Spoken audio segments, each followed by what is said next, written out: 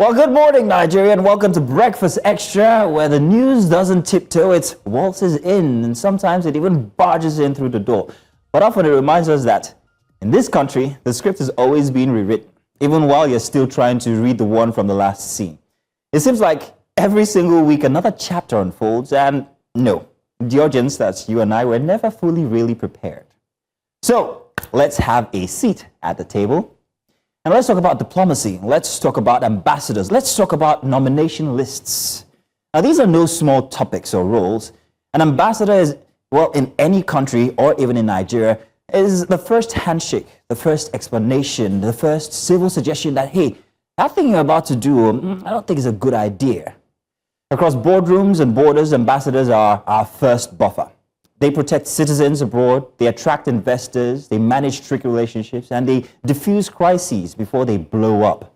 It takes skill, it takes patience, it takes judgment, and the awareness that every single word that's spoken is not just spoken for yourself, but for 220 million people. Hence, you don't just stumble into the role, you prepare for it. You are prepared for it, or at least, well, that's what you're supposed to do. But this is Nigeria. So here's why. President Bola Tinubu has sent a new batch to the Senate, 65 names in total, 34 career diplomats, 31 non-career diplomats, a list that arrived not quietly, oh no, especially not the second half. The second half of the nomination list by the president seemed to ask, is it your nomination list? Questions have been raised, eyebrows are still high, people are still debating the logic or the lack of it that came with the initial list when it dropped. And the one name that seems to steal the spotlight in that list, Mahmoud Yakubu, former INEC chairman, the man who refereed two political, well, let's say politically explosive elections. Still fresh in our minds, by the way. His nomination as ambassador immediately pressed the nerves that Nigerians didn't even realize were wired. Optics, timing, neutrality. When an umpire trades a whistle for a diplomatic passport so soon after coming off the field of play, it's natural to ask, is it me, or does it seem like he was just rewarded for his loyalty? Because you see, the public is all about symbolism that trails political actions lately. And it seems we're becoming more invested in the structure of things as they affect the delicate system that the government touts as authentic. Is it? And just when we thought the conversation could finally settle into analyses, the president threw in another twist. Former Rivers State Administrator and past Chief of Naval Staff, Vice Admiral Ibok Ete Ibas, now on the ambassadorial list, is reportedly posted to a security-sensitive country. Now, I know, a naval chief navigating diplomatic waters. Well, globally, it's not strange. But locally, here in Nigeria, the optics scream louder than a stadium full of renewed hope fans. Suddenly, the nominations are more than paperwork. They're deliberate messaging, loud and very impossible to ignore. But here's the thing. Some see the latest names as a response. It seems like defiance. A few call it a political, go and choke on it. Is it your nomination list? Civil society has spoken, the public has weighed in, observers abroad are still watching, and yet the list keeps its rhetoric of reward for efforts to our advantage by these specific former players of the current system. And then comes the subtle absurdity.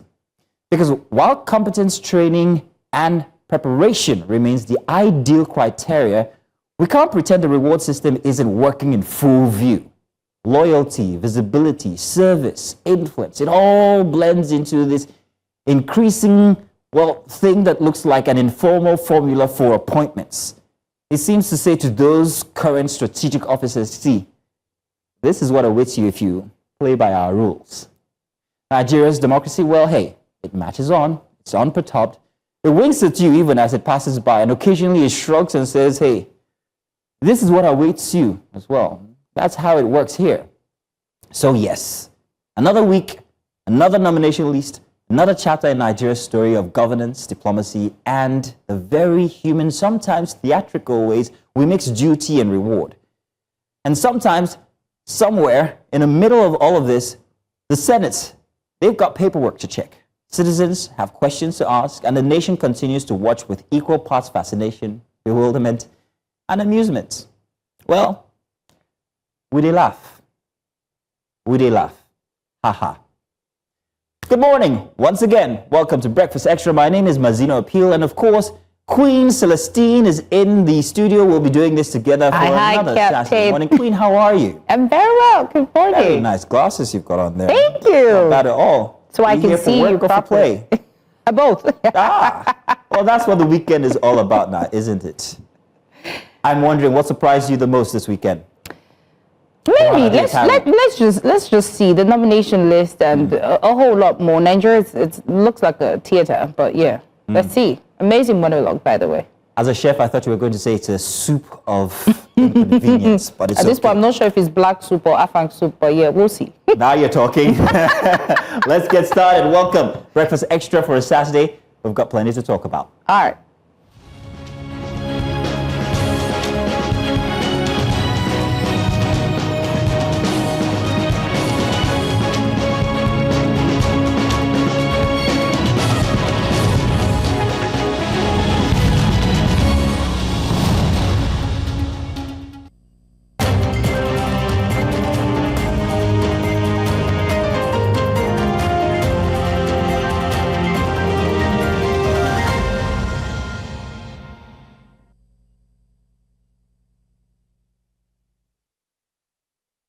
Once again, welcome and good morning to Breakfast Extra. This morning, we scrutinized the 17.5 trillion naira NNPCL spent on pipeline security and fuel under recovery as concerns grow over transparency, accountability, and Nigeria's oil sector future. Petroleum economist Lucky Igboyota joins us to break it down. We also examine the Northern Governors Regional Security Trust Fund, a bold move committing 1 billion naira monthly per state to fight insecurity, alongside a mining suspension and renewed calls for state police. On Creative Corner, we celebrate 20 years of Eagle Toastmakers, reflecting on leadership, confidence, and the power of communication. And then, of course, the PDP crisis takes center stage as expulsions, resignations, and power struggles threaten the party's future. Join the conversation on our extra special as we spotlight disability inclusion following the International Day of Persons with Disabilities with Ernest Igbozo and Adenike Ayetunde Lawal. This promises to be an exciting conversation. It's economy, security, politics, creativity, and inclusion, all on one show. This is Breakfast Extra. Before all that, however, let's take a look at all the dailies this morning. Yes, Mazino. Hey, hi, how are you? I wasn't here last week. I should be saying welcome back to myself. Oh, you should be saying it, but... Both of us welcome back as we're not here last week. It's all right. How was it last week? Was good? I wasn't here. Oh, neither were you. It was Judith that so you it's a good reunion for the two of us. Yes. I'm excited. I will tell you something. While I was away, the one thing that really got most of my attention was the nomination list, and that was why I chose to talk about it today. And the very interesting theater that it begets. I see Nigeria as a very interesting series, only topped by America.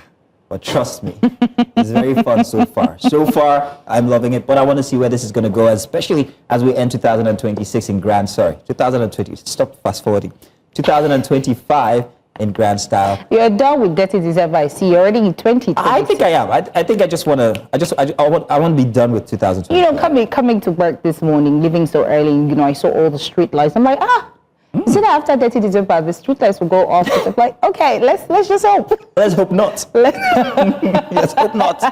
Anyhow, like you said, let's do the dailies now, shall we? What are we starting with? What daily are we starting with? We've got quite a list of them here. We're going to start with the Punch newspaper. Now, for the Punch newspaper this morning, we have these rubrics as headings. Real reason ex-defense minister Badaru resigned. Inside the Cold War between Badaru and Matawale. I'm here to lead, work, and deliver, says new defense minister Musa. I like Musa, by the way. A lot of people seem to have great hopes for what he could do as defense minister. Let's wait and see. Acquitted Lagos doctor Olufemi Olaleye remanded in UK for recording sexual acts. It never ends now, does it? Oh, wow. And at the bottom here, I was mocked before over 16 years of barrenness, a Nambra woman, and how real estate firm duped 4,000 investors in fresh Ponzi scheme. There's a lot of this going on now, especially since after so many people have been complaining about the non-virtual nature, or rather the inexistence of properties that they had bought from many years ago. I need to go check on some investments myself. Four Borno teenagers killed in bomb explosion, and power-drunk Edo official brutalized me for defending my cameraman. EBS journalist SN. Stop violence against journalists. I think we have a package out by Igbalani Omoni. Perhaps maybe we'll make reference to that through the course of the show. But please, journalists, we are your friends. You know where that's from. Your enemies of democracy, PDP slams defecting Rivers lawmakers. That's it for the Saturday Punch front page here. What do you have? Well, I have the Vanguard. I know you were excited to see the Vanguard, but unfortunately, I am not excited to see the Vanguard, Queen. So Saturday Vanguard, right at the top. Oh, is that why? Rivers, 16 PDP lawmakers defect to APC, and you find that on page 7. Besides its economic summit, Boris Johnson declares Nigeria safe as Dangote's open checks raises hope for Imo State on page 15. And of course, Kaduna Governor Sani meets Kuwait Fund DG for agriculture, education, health support on page 25. And besides it, when love and money are not enough, that's on page 14. And of course, below, terrorists hold over 7,000 captive in 7 states. Where are our wives, husbands of kidnapped? Defense Ministry directors cry out on page 13. And of course, for education, say why mother tongue policy failed in Nigeria, page 10. And below it, say Hausa, Yoruba, Igbo, part of the dilemma of heterogeneous languages, lack of teachers, materials, others. It is not implementable. And of course, LG allocations, Supreme Court strikes out Oshun's case against federal government, of course, in page 8. All right, grand. And we're moving on now to, if I'm not mistaken, let's find out. I couldn't hear that. Let's move to the Nation newspaper now. Supreme Court to FG implements judgment on direct allocation to LGS. Constitution doesn't envisage joint ownership between states and local governments. Strikeout or shoe suit on withheld local government funds. And Assembly passes bill to regulate administration of LG accounts. At the very top for the Nation. APC controls Rivers Assembly as Speaker. 16 others defect. Wike defection. Consequence of a deepening crisis at the PDP. At this point, I'm forced to actually agree with Wike on most of the things that he had predicted about the PDP, because it's a very interesting instance that's happening right now where we see these defections. And you have to ask yourself, if a house is falling, will I remain in it? It seems like, and I hate to say this, but it seems, and I'm not being absolute, it seems like it's the end of the party. Once again, I said it seems, I'm not being absolute. Osun 2026 APC Screening Committee disqualifies Omishere Alabi for others. Oyebameji Jimo cleared. Let's move on now to the mid-page here. Kwamon joins race to become next Awujale of Ijebuland. Interesting. And Natasha has made a comeback into the mainstream media. Alleged sexual harassment. Akpabio slams 200 billion naira suit on Natasha. Hang on a second. This is not going anywhere soon now, is it? And I'll have chance to prove I was harassed, says Akpoti Udwaga. So I thought we were done with this, but apparently we're not. It keeps coming back, and it's going to be interesting to see where this goes through the course of next week. Wow. There's still more on the front page for the Nation. Insecurity, our goal is to overwhelm the enemy, says Musa. Troops crush kidnappers, rescue 10 victims in Kaduna. And lastly, for the Nation, Nigeria is safe, says ex-British PM Boris Johnson. And of course, let's move to The Guardian. There's a lot happening in Nigeria, I see. Well, right at the center stage, you say Igbos and their trouble with Nigeria. Ex-Defense Minister Aguiyi Ironsi. And of course, it says Supreme Court strikes out Osun suit and withheld local government funds. If it belongs to the local government, why is it being withheld? But anyway, that's on page 3. Allegation of land grabbing is handiwork of mischief makers on page 36. And below, insecurity, Gani Adams, Rivers Monarch, others canvass stakeholders collaboration to end menace on page 2. Wike justifies defection of Rivers speakers. 15 lawmakers to APC on page 2 says PDP fully factionalized. Dangote assures of stable fuel supply ahead of Christmas. Yay! Our target is to become world's largest refinery by 2028. You find that on page 35. Court remands 4 foreigners over alleged kidnapping, hostage taking in Ogun State on page 3. And right above it, sunset at noon for scholar, mentor, bridge builder, Senior Oyeweso. And of course, blast from the year's locusts at our civil service. All right. And besides it, danger looms as pest threatens ginger farmers' yields. Is that why we've not had ginger? Don't cook so much, I might not know. Just Wow. love it when you make it. But really, hopefully, that doesn't really affect things come the season we're going into, because it is Christmas season Yes. after all. And You need to cheer is ginger things here, up. And everybody is gingered. Gingered indeed. Different spelling, but we get the concept. Yeah. In any case, that's how we begin today. We're done with the papers now. We're going to be moving on to our very first segment, which is a big story, something you want to learn about, the oil systems in Nigeria, how it's affecting you and I, and what to look out for come 2026 here. So let's take a break. We're back for the first big story.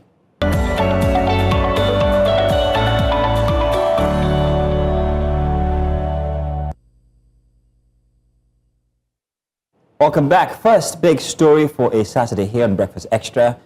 The Nigerian National Petroleum Company Limited, NNPCL, has disclosed that it is that in its 2024 financial records, it spent 17.5 trillion naira on pipeline security, fuel under recovery, and energy security operations. 7.13 trillion naira was recorded under energy security, with 8.67 trillion naira went into fuel under recovery. Now, as we step firmly into 2026, this disclosure offers more than just numbers. It opens a window into the true operating realities of Nigeria's oil sector. A sector still battling pipeline vandalism, crude theft, infrastructure decay, and market volatility, all while carrying the weight of national revenue expectations. These figures now shape the policy conversations for 2026, from security architecture to pricing frameworks, from refining priorities to sector sustainability. And at a time when Nigerians are navigating high living costs, fluctuating fuel prices, and tough economic conditions, these revelations naturally raise important forward-looking questions. What exactly do these numbers tell us about the structure of Nigeria's energy economy today? And what do they signal for policy direction tomorrow?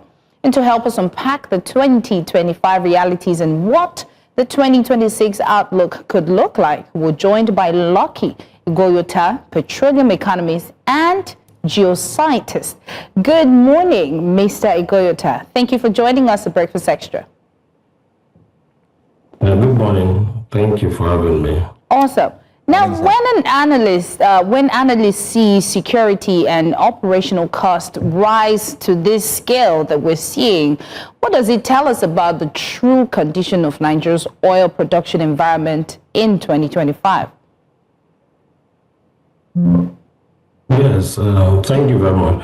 As we all know, the Nigerian energy space is a volatile space for many reasons, given the environment upon which we operate in the oil and gas sector. There are so much concerns around our production, meeting up our production quota, and also revamping the industry that have been that has been bedeviled with infrastructural decay, oil theft, and issues around production cost. However, 2025 appears to be a recovery year in many sense, because Nigeria was able to deliver its OPEC quota in some of the months, beginning from May, June, July. The NNPCL announced a daily output of about 1.5, between 1.5 and 1.6, at some point even hitting up to 1.7, 1.8, which is a good trend and a recovery prospect. Now,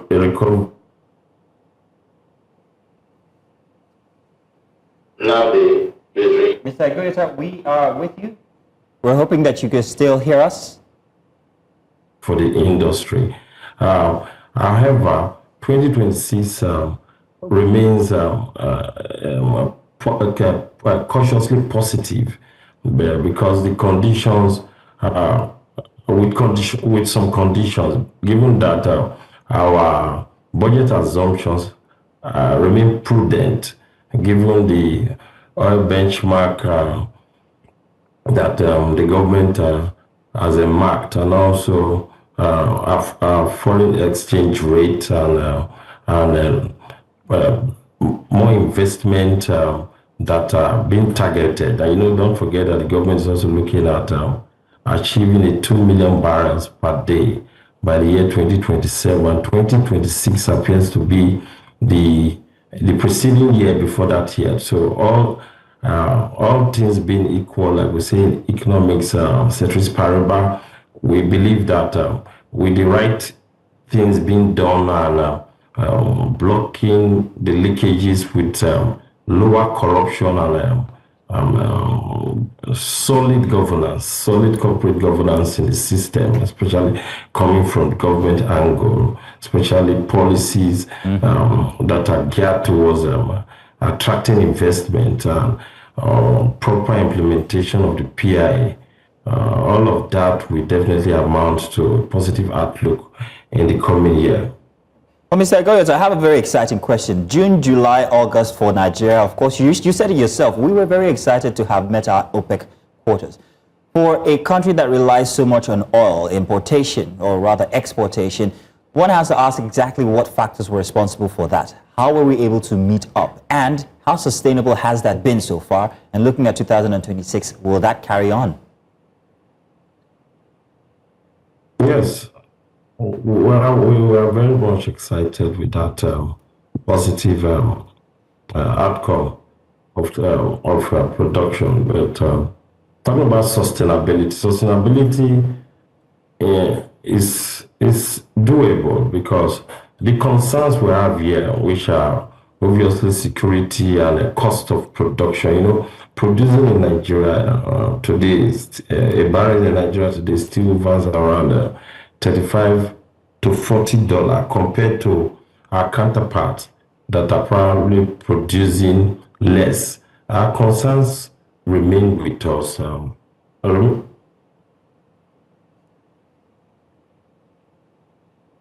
Goyot, are you still with us? Oh, yes. Okay. Sorry about that. Our concerns will remain with us, but they are not insurmountable because if you look at what the NNPC have been doing with the new management on board, they have been trying to shore production by initiating a whole lot of things, maintenance of the pipeline surveillance and the security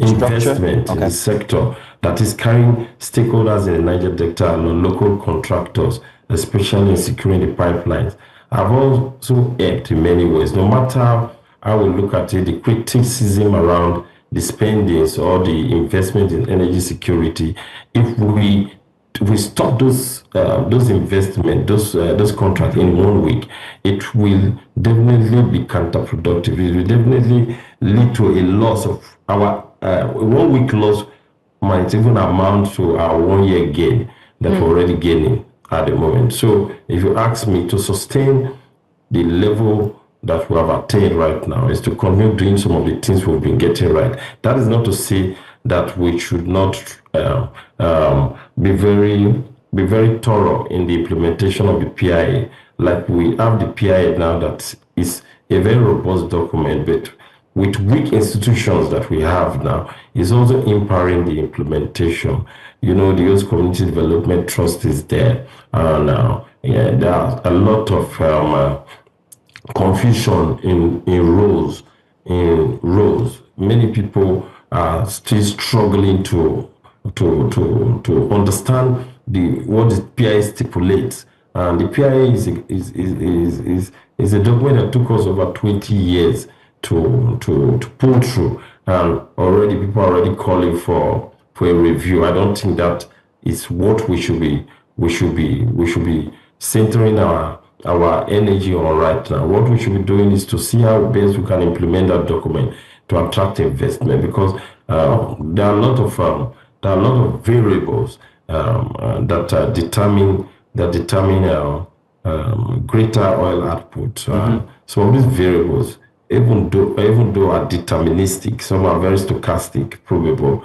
I mean, with our 37 billion reserve in Nigeria, we can produce 2 million, 3, and even 3 million as the government have projected in 2030. But we must do the right thing, especially with a transformed mindset instead of this transactional mindset. All right, so Mr. Egoita, I see what you say here now. The factors, well, security is always a very big factor. I'm happy that you mentioned that there as well. And also the new members of the NNPC, perhaps they're doing something right. But while we're still under recovery, one has to ask, looking at 2026, what kind of policy improvements or reinforcements do we need to keep this under recovery going? And like I said in my opening remark, I said we've got to appreciate the prudent budgetary assumptions. We also need to enhance crude supplies to Dangote refinery, and also try to maintain a tolerable foreign exchange rate, and also try to increase our payments, our receipts from oil and gas. You know, oil and gas revenues actually is what we use to drive up our budget, our fiscal spendings in Nigeria, and we must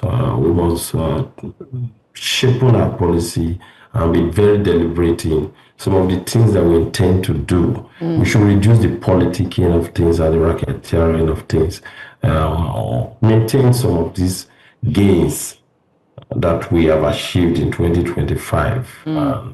Keep the stakeholders engagement going, so that there will be no concerns and stuff like that. Right. And of course, with subsidy officially removed, what does under recovery practically mean today? And how should the average Nigerian understand that figure in real terms? Subsidy removal is a policy that was necessary, and you must give it to the government for that bold step. But again, there are concerns about under recovery. Under recovery, in every respect, is an issue that transparency and accountability must be pursued. Intentionally. I think the opaqueness in the subsidy removal regime is also a big concern. Government have got to come out clean, be transparent, so that Nigerians can understand what's happening. But however, if you will notice that most of the budget of the state governments have actually doubled. Meaning the governments the state governments are already having enough money to spend for their people, for developmental projects. You look at the Delta state government now, they released the budget of over 1.6 trillion for next year. Where are these monies coming from? They're coming from some of these policies that have been initiated to recover a lot of monies that government have been spending for the wrong reasons, so to speak. So monies that have been recovered on subsidy, now, as we know now, are being channeled and redistributed and reallocated into to state governments, and they have enough money to spend. Even though that the purchasing power of the naira is weak now, with the volume of money that's in the hands of government, state governments now, they don't have any excuse to drive development. Mr. Egoita, that's looking at it as it affects us internally here in Nigeria. But when it comes to the outside world and how they see Nigeria, I'm wondering what this portends to them, how it looks to them. Are they seeing these improvements as risk? Are they seeing it as resilience? Are they seeing it as reform? What's 2026 going to be, the relationship between Nigeria and investors in the oil sector? Yes, the perspective of the international community about Nigeria is one that is neither here nor there. Some have the view of things from the security angle that Nigeria is unsafe for business and investment. That scares investment. But what I think we must do in the energy sector is to make sure that the PIA itself is properly implemented. While I was listening to your newspaper review this morning, you mentioned of the former British Prime Minister Boris Johnson speaking loud of Nigeria being a safe space. But is that the thinking of the Americans? Is that the thinking of Donald Trump? Is that the thinking of those that are calling the shots right now? Don't forget, Boris Johnson is a former Prime Minister. And as of today, now, the people that calls the shot, what is their perspective about Nigeria? Because those are the things that are going to shape the minds of investors, of decision makers, on how they take decisions around their business and how to come. But however, no matter how you look at it, security concerns are all over the place globally. So it's not Nigeria is not an isolated case. I think the future looks good. It looks positive. But back home here, we must build confidence by doing the right thing, with government taking responsibility and reduce the politics. They should reduce the politics, especially in the governance, especially in the. Mr. Garza, we want to say thank you very much. I think you have just noted for Nigeria what to do across all sectors, not even just the oil sector, to build confidence, to attract investors. Yeah. Well, hopefully that this is what we're going to do for 2026. So Lucky Goyata, thank you very much for joining us. And Thank you. we'll look forward to seeing what the next year holds. Thank you. No. We will now be getting ready for our next segment, a big report segment. Let's take a short break. We'll be coming back for that.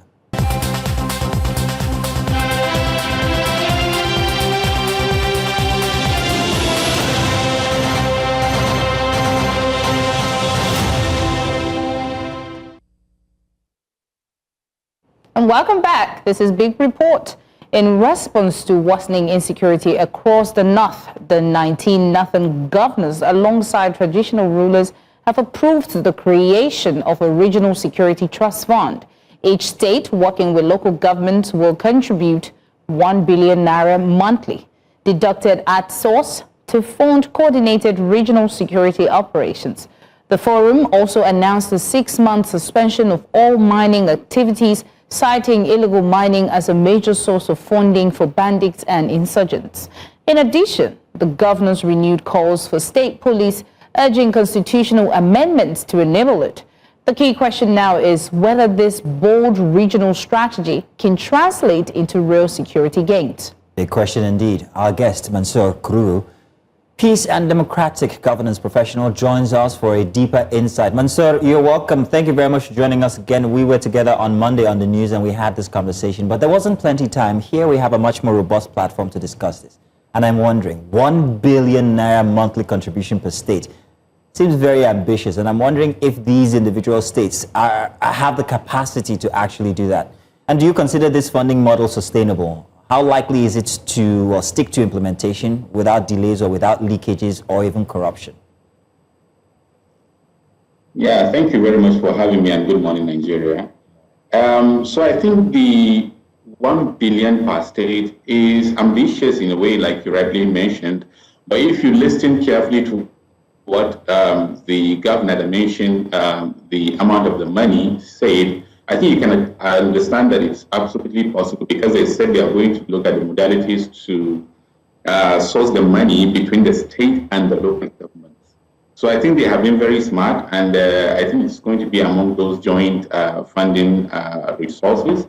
They are not directly going to come out from the state alone. Probably it is going to come across all the local governments, and then they can be able to put it together. And I think since they consider it a priority now, addressing the insecurity within the region, and it became like a commitment together with other governors in the front, in the presence of the traditional leaders, and they make it very public. And of course, they are politicians, and whatever that will impact in their image as politicians, they try to make sure they do it. So I believe they'll be able to deliver the commitment of providing 1 billion, at least from now to the 2027, which we are certain all of them are going to be the governors of their state.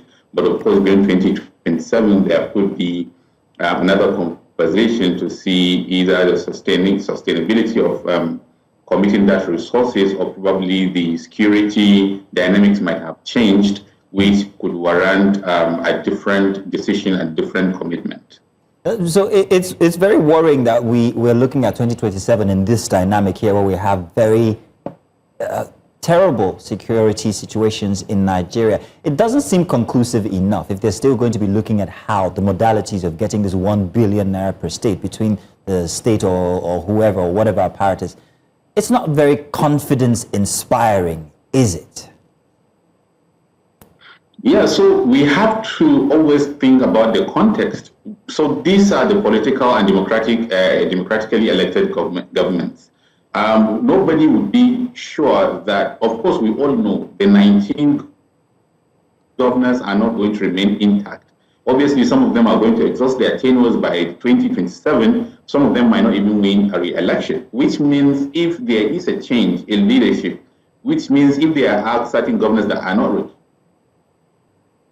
Mansour, just a second there. We seem to be having audio challenges. We are unable to hear you currently. We're going to check again and see. There you are. To ensure that these security situations are being calmed down. Right? So if that happened, probably we might see certain changes. So I'm saying none of them stated any plan to 2027. But I think if we are to think deeper, obviously we should expect this initiative from now to 2027. And then, of course, we can all be skeptical about what will happen beyond 2027 because it's highly unpredictable. It's a space of politics. So many factors are now going to decide what will happen after 2027. Right. So, Mansour, I like how you said it's unpredictable. And of course, you also mentioned that, some governors may remain, some may not, But now let's talk, transparency and accountability. 1 billion naira. I'm sure that, all states get allocation and everything. If that 1 billion was easy to get, why are we having those issues, reoccur? And how are we going to prevent that now? If they're saying, okay, we're coming together to fix this, how are we going to prevent the misuse of, the Security Trust Fund? Of course, knowing fully well that this thing has been going on and on for so long. Yeah, thank you, Queen. So I think you already begin to discuss the major challenges that this whole Security Trust Fund is likely going to face, which is transparency and, accountability, a proper management of this fund. So if truly the governors would want to use this fund in the right way, we would expect in the coming days or weeks or months would be too long, but coming weeks, to see a proper framework on how to utilize these resources. Part of it should be, a transparency and accountability mechanism on how to utilize these resources. Of course, we know there are tendencies of, politicizing the entire process. So we want to see another transparent process that shows, citizens are going to be centered to it. We want to see how traditional leaders are going to be centered into management of these resources. We want to even see how civil society are going to be centered in monitoring and ensuring a proper management of these resources. So it all depends on because now it's just a pronouncement. None of us is having a clear understanding on how these resources are even going to be mobilized, how soon it is going to be paid, where is it going to be kept, who is going to manage it, what is it even going to be used for, who will be responsible for tracking, monitoring, and all of those things. So I think there are so many moving parts, so many uncertainties, so many things that requires clarity, but the most important thing is to start. Of course, the most successful system is the one that evolves, but this came, as a reaction, not as proactive measures. It came as a reaction, which means it is already a little bit kind of late, but we are not saying, well, don't do it, but we are saying now that you have started to do it, You really need to do it very intentionally. You really need to be very fast.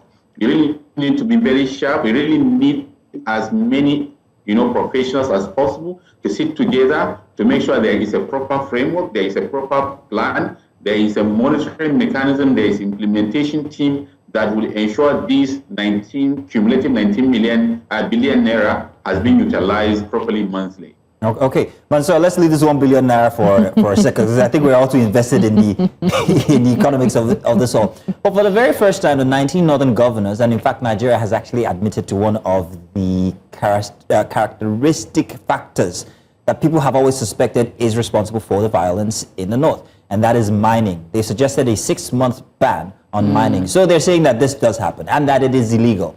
How they intend to enforce this, I'm wondering. Maybe you have a suggestion. But to the fact that it has just been admitted that we have a mining crisis and this is responsible for the violence we're seeing, how does that play into everything that we're seeing now?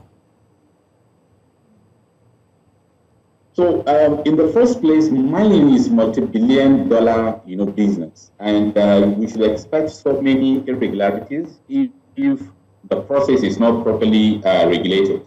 And calling for 6 months, saying that they want to make sure that they did a proper censoring, they did a proper regulation, I think that would help. And it is a fact that whether we like it or not, the mining activities has, in a way, a relationship with the banditry and other forms of insecurity we are witnessing in Northwest. So coming from the governors of the region, saying that they would want that to be suspended, obviously there is an intelligence they have received. There are information they already gathered that doing those activities in the way they are happening currently are contributing to the insecurity in the region. So if the 6 months is going to be properly utilized, and if there is going to be a coordination and synergy in assessing the situations around the mining side, in doing the censoring, in doing the regulations, between the state governments and the federal government, within the 6 months, we would expect this particular governors forum and the country at large to be able to gather sufficient information and probably to develop at least a framework. At this point, we're not even asking for policies, because we know policies can take a very longer time, or revision of those policies and the rest of that. But if there could be a framework that says yes, the policy, yeah. Mansour, now let's take a look at it this way. If they're putting a 6-month suspension on regulated mining, that we understand. But admitting that mining is a factor in the violence is a different case, because the violence is not a regulated process. So now it's beginning to seem like the violence is actually a symptom in itself, and mining seems to be the disease. So what's happening in the north when it comes to unregulated mining? Are there documentation? Do we have intel? Is that the main problem? And perhaps maybe since over the many decades, that's what we should have been looking at instead of actually looking at banditry or insurgency. Mining seems to be the main thing. What are we doing mechanically to make sure that that is eradicated? What suggestions do you have, I should ask you? So first of all, there is an impression here that mining is the major issue. For me, I see mining as one. So, this kind of mining, they just got a space. That's how I see it. I'm not seeing it as a direct driver. No. The mining have seen a fractured and vulnerable communities filled with young people, young persons that are doing nothing. Some of them are consuming a lot of drugs and the rest of that. Some of them just join the mining blindly. And of course, they utilize all of these opportunities and lack of proper regulations and all of that to, drive the mining into the way they are doing it. So I don't want to say like it is the major driver, but I believe it is one of the key drivers. And now, if you really want to address that situation, you really need to define and understand the level at which this mining is contributing to the insecurity in the region. And for you to be able to do that, I believe you really need to address the entire issue holistically. You cannot, at this point, be able to sieve those that are doing the legal mining and illegal mining, especially if you do visit these mining sites. you'll just see a plenty individuals doing the work, and it is very difficult for you now to assess those areas. So the best way is to stop the entire mining process first, then identify those that are doing it legally, then find a way to be able to recognize those individuals and try to sieve those that are doing it illegally. Right. And from there, you'll be able to now address the issue of the illegal mining, and it is, trajectory to contribution to the insecurity in the region. But if you allow the legal mining to continue, then the illegal miners and those criminals will continue to hide behind these people, because we do not have a structured, currently, we do not have a structured system that is able to filter those that are mining legally and those that are not doing it as legal as it should be. So I think, we really need to put everything on a hold and have a proper way of identifying the legal miners and illegal miners, and then of course have a scientific outcome, like scientific findings that place this illegal mining directly to the insecurity in the region or otherwise. And of course we understand what drives the community members, what drives young persons into the criminality, the banditry and all of that, instead of even doing the illegal mining. Why is it becoming more profitable for them? Because we all agree that we are facing banditry economy, right? So what is now driving these young persons from being illegal miners or contributing to illegal mining now to insecurity? So we really need to have all of this data as a fact, not as something that we are just, predicting, and then address the root cause, squarely. True. So I think that is my own understanding about this. Right. So Mansour, away from the mining, let's talk structure. Let's talk, the policy. We're talking about, the state level police. Do you think it can realistically fill the security gaps, or does it prevent or present its own challenges in potential abuses? So I think that has been, the potential abuses of the governors.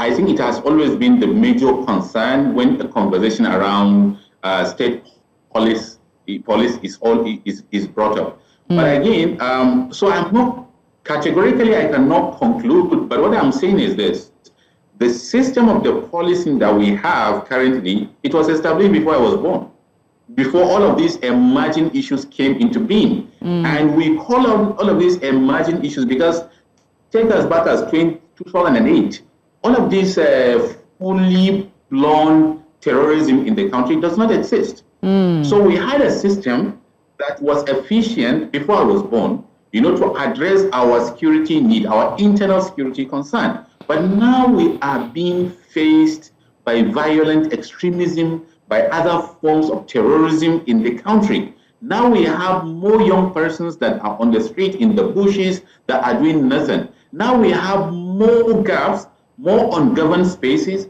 We now have more failed government at different levels. Like, if we remember how local government used to function, it is no longer functioning that way. If we remember how our traditional institutions were functioning and contributing to our internal security, it is no longer the same way. If we look at, the ratio between the police and the citizens when we were all younger or during our parents' time, it is no longer the same thing. So there are so many gaps. There are so many dynamics that have shifted. There are so many emerging issues that are coming on board. So what I'm saying is this: if there is this understanding that having additional state police, in whichever form it is going to look like, could help in addressing the internal security challenges that we are facing in our states, in the region, I think that is an issue we really need to look into. And then, of course, the fear of us, most of us, that these state police, if they are now being controlled by the state government, they might be abused. That is a good thing that we know.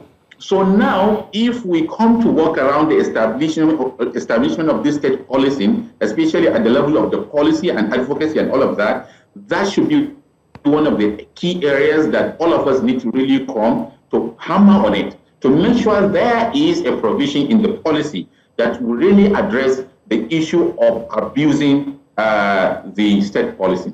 Secondly, for us as citizens, as people within the civil space, as people within the media, as traditional leaders and religious leaders, we know these are part of the areas that we must hold our leaders, the governors, accountable when this kind of setup has been arranged. I can see the 19 northern state governors are very, very keen and committed to ensuring this state policing has happened, because this is the first time I have seen the state governors, despite their political differences, are saying they are going to speak to their senators, they are going to speak to their House of Reps, to go there and discuss the policy around it, the law and all of that. It's very interesting you should say that, Mansour. It's very interesting you should actually note that it's the first time that they're coming together, because the truth is the challenges across the region, they're very diverse. Across different states have their different challenges. So to see a regional approach, one has to wonder whether this is going to attend to the very unique instances across the states. You've got banditry in some states, there's insurgency in others, there's farmer-herder clash in others, there's communal conflicts, there's economic conditions. So this regional approach, is it really a panacea for everything that the states, the northern states, are going through? Will it work? Okay, so this is where we come back to the aspect of context. And I mean, they just make a pronouncement. There is no clarity on what the policy is going to look like.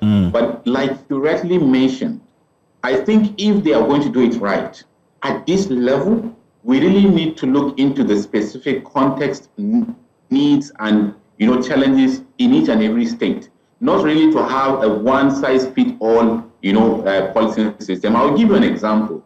Take North Central, go to Plateau. They have their own platform called Operation Rainbow. That Operation Rainbow it's not directly a state policing, but it is really dealing with the issues to the barest minimum in the state. And that is what works for them. And if you go to other states like Kaduna, you can see CADVs. If you go, there are already certain existing platforms, even though not, fully and formally formalized with all the policies and allowing them to carry, ammunitions and all of that. So if they are really going to do it right, I believe the best way is to be able to allow states to come up with their own, sort of arrangement that will address the specific needs and nature of their insecurity within their own states.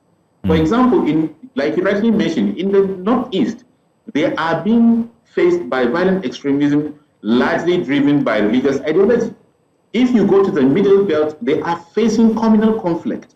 If you come to now Northwest, in most of the cases, they are pure work of criminals and criminality, where, people just are doing banditry for economy. So we really need to be sure that this new system that we are, the governors are calling for is, it's addressing issues in each and every state, looking into their context, their needs, and the challenges within the state. Not really to bring another sort of Nigerian police that will come with the same approach, with the same individuals within it, with the same, equipment and all of that. Well, Mansour, thank you so much for joining us this morning. It was an absolute delight having this conversation with you. We appreciate you joining us at Breakfast Extra. Thank you. It's a pleasure. And we wish to see a safer Nigeria anytime soon. Indeed. We do hope so. Thank you. Yeah. And now, guys, we'll go on a quick break. When we return, Breakfast Extra continues. Stay tuned.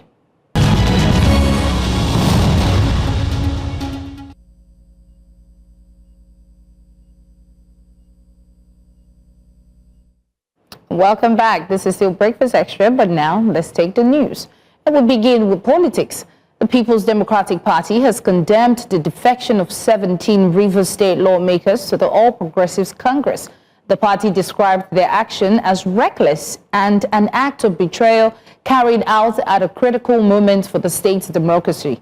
PDP National Publicity Secretary Ini Ememobong said the lawmakers had portrayed themselves as enemies of democracy by abandoning the platform through which they were elected. He accused them of undermining the mandate of Rivers people and destabilizing the legislature for partisan gain. 17 members of the Rivers State House of Assembly, led by the Speaker Martin Amaewhule, dumped the PDP for APC on Friday during a plenary. attributing the move to what he described as a division within the PDP. And in Osun State, the All Progressives Congress Screening Committee has disqualified 7 aspirants, including the party's National Secretary, Senator Iyiola Omosore, from the state governorship primary. Also disqualified is the immediate past Deputy Governor, Benedict Olugboyega Alabi. The decision was announced following the submission of a report by the 7-member screening committee led by Barrister Obinna Uzo to the party's organization department on Friday. The committee cleared Mulikat Adeola Jimo and Ashiwaju Muniruddin Bola Ayebamiji for the December 13th primary election, noting that they fulfilled all regulatory requirements outlined in the party guidelines, constitutions, and the Electoral Act. And to judiciary, the Supreme Court has struck out the suit filed by the Osun State government challenging the federal government's legality for withholding local government allocations belonging to the state. In a 6-1 split decision, the court ruled that the Attorney General of Osun State lacked the legal standing to sue on behalf of the 30 local government councils. The Apex Court also added that since there was no evidence that the councils briefed the State Attorney General, he acted without proper authority. Despite striking out the case, the Supreme Court also faulted the federal government's conduct.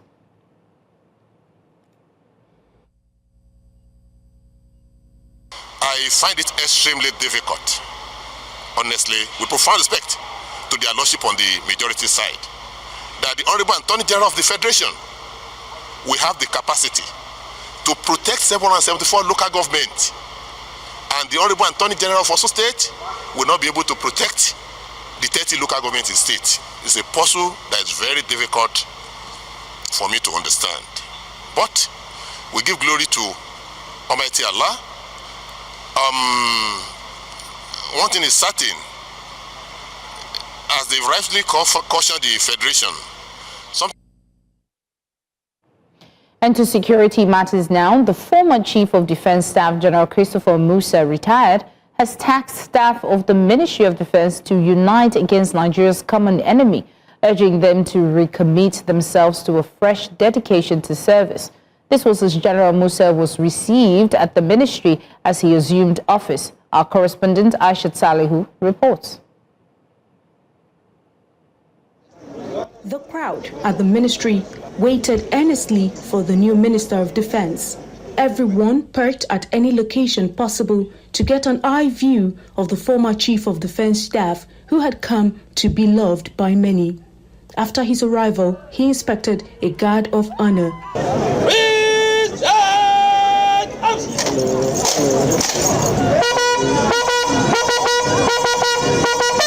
He then met with senior leadership of the ministry before he proceeded into the facility with a jubilant crowd behind him.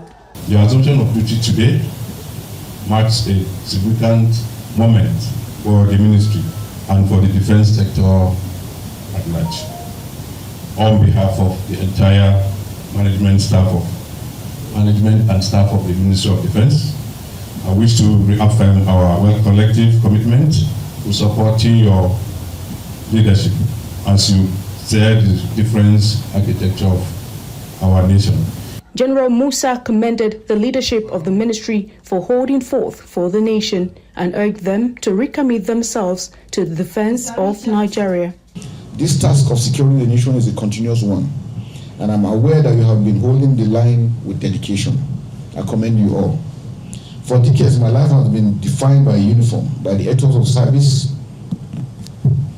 and by the sacred covenant to defend the territorial integrity and citizens of Nigeria. I therefore come to this role not as a stranger to our security challenges, but as a comrade who has been in the trenches both literally and figuratively. I have seen firsthand the bravery of our troops, the complexity of our threats, and the pivotal role of strategic coordination. He also had time to meet with staff, urging them to unite against Nigeria's common enemies. It's not a time to talk for so long, but I just want to say thank you for all the work you are doing. And to assure you, I'm here to make things better.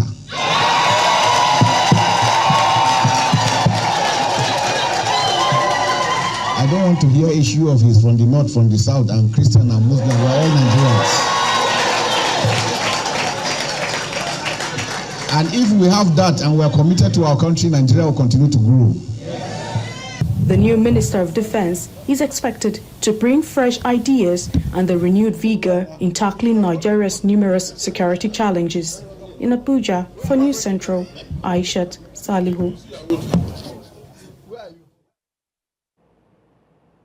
And in the meantime, the defense headquarters say that troops rescued 318 kidnapped victims in the month of November alone. The Director of Defense Media Operations, Major General Michael Onoja, while briefing newsmen in Abuja, says that about 69 terrorists with their families also surrendered while troops foiled crude oil theft to the tune of over 217 million naira. He says that much progress was achieved in the same month as many terrorists were neutralized across the country, with their enclaves and logistics hubs destroyed. General Onoja assured citizens of the commitment of Nigerian troops to ensure that peace and security returns back to troubled communities.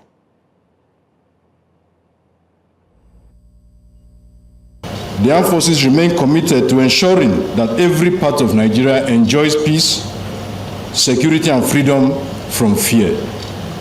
Despite these challenges, significant progress was recorded. Many criminal elements have been neutralized or apprehended. Arms and ammunition have been recovered, hostages have been rescued, and several enclaves previously occupied by terrorists and bandits have been dismantled. In the month of November, several terrorists, bandits and extremists, and other criminal elements were arrested, scores were neutralized, and over 69 of them and their family members surrendered. Similarly, 318 kidnapped victims were also rescued. Troops also foiled oil theft worth 217,664,618 naira only. Western embassies in Tanzania, including those of the UK and France, have urged Tanzanian authorities to return the bodies of those killed during the violent post-election unrest in October. In a joint statement, 17 diplomatic missions cited credible reports of extrajudicial killings, disappearances, arbitrary arrest, and even the concealment of bodies amid the turmoil. Tanzania's government has yet to respond, but this call comes just days after President Samia Suluhu Hassan condemned Western nations for what she called interference in Tanzania's internal affairs. In South Africa, thousands of young people in Berlin are protesting Germany's new military service law approved by Parliament Friday and rising tensions with Russia. Around 3,000 demonstrators rallied against the controversial bill, which introduces a voluntary service option to boost Bundeswehr rates to 260,000 active soldiers and 200,000 reservists by 2035 from current levels of about 183,000. The dual-track system prioritizes lucrative voluntary enlistment but allows needs-based conscription via a future Bundestag vote and possible random selection if targets aren't met. Starting January 2026, all 18-year-old males must complete a mandatory questionnaire on service interest with medical checks for those born after 2008 from mid-2027. Women can opt in voluntarily. Wir demonstrieren hier gegen die Wehrpflicht. Ich bin 18 Jahre alt und ich möchte ganz sicher nicht, dass die Leute aus meiner Generation in den Krieg ziehen müssen für ein Land, das wenig für uns tut. Es wird nicht in unsere Rente investiert, nicht in unsere Zukunft, nicht ins Klima. Ich sehe keine guten Gründe, dass unsere Generation in den Krieg ziehen sollte. Und ich will nicht, dass alle meine Freunde in den Krieg ziehen müssen und einfach, nee, nein, danke. Und wir müssen uns deswegen hier stark machen und dafür demonstrieren, dass das nicht passiert, weil nur so kann man irgendwie ja, eine Veränderung machen und ja, das ist uns sehr wichtig. Es wird unfassbar viel Geld für Militär und Rüstung ausgegeben, während es an anderen Stellen fehlt. Wenn wir sehen, in den Schulen insbesondere, es gibt veraltete Technik, es gibt viel zu wenig Lehrkräfte, es gibt marode Schulgebäude. Das sind alles Gründe, die sauer machen und die sagen, ich möchte das nicht und das ist nicht das, was ich erwarte, dafür möchte ich nicht sterben. And that's all for the news with the Breakfast Extra. Let's go on a quick break. When we return, Breakfast Extra continues. Stay tuned.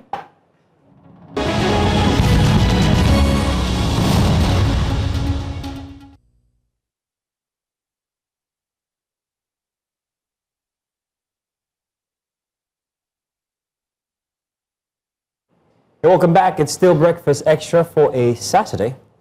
Now, for 2 decades, the Eagle Toastmasters Club has quietly shaped some of Nigeria's most confident speakers, leaders, and also communicators. From weekly speech sessions to global competitions and also leadership trainings, the club has remained part of an international movement dedicated to helping people find their voice, refine their message, and lead with clarity. As it marked its 20th anniversary, the milestone offered a moment to reflect on how far the journey has come, lives transformed along the way, and also the expanding relevance of effective communication in today's fast-paced, media-driven world. Founded on the core value of leadership, self-development, and public speaking mastery, Toastmasters has grown into a global network spanning over 140 countries. Yet, at its heart, the mission remains simple: to help everyday people speak with confidence and lead with purpose. The Eagle Toastmasters Club's anniversary is not just a celebration of years, but a celebration of disciplined growth and the belief that communication can truly change destiny. And that's why we have them inside of our creative corner for this morning. Of course, joining us this morning is Toastmaker Oladile Olunike, past and 11th president of the Eagle Toastmasters Club. Thank you for being here. Good morning, sir. Thank you for having me. Thank you very much for coming through. Yes. So, first off, not everybody understands that there even is such a community in Lagos or Nigeria or the world over. So maybe you could tell us exactly who the Toastmasters are. Thank you very kindly. The Toastmasters organization, which is called Toastmasters International, it is the world's leading organization in the communication and leadership skills development. Incidentally, these has been confirmed to be the 2 most sought after competencies in the world today, regardless of one's profession, regardless of one's occupation, or regardless of one's vocation. The Toastmasters International began 101 years ago in the basement of Young Men Christian Association building in Santa Ana in California. It was founded by a gentleman called Dr. Ralph C. Smedley. At the time, he thought it important to teach young boys the communication skills. At the time, it was considered public speaking skills. Over time, leadership had come into it, and like a mustard seed, it had grown to become an Iroko tree today that exists in 145 countries of the world, cocooned in 16,200 clubs, and currently we have active members, over 270,000 members. And Nigeria is one of those countries. And the Eagle Toastmasters in Nigeria began on the 9th, I beg your pardon, of 2005. That's 20 years ago. It was founded by Ambassador Vincent Sonny Okobi, whom at the time had gone for this event internationally. He saw how people spoke with polished poise and panache, and he thought, wow, we need to have something like this back in my country. And that was how he gathered together 24 other visionaries, then at the Eco Hotel and Suites 20 years ago, and then Nigeria's premier Toastmasters Club was born. The Toastmasters Club, as you mentioned in your opening, helps individuals, organizations, multinationals to conquer their fears of standing before our people to speak. to find their voices and release their successes. The two flagship competencies that we deploy at Toastmasters are the communication and the leadership skills competence.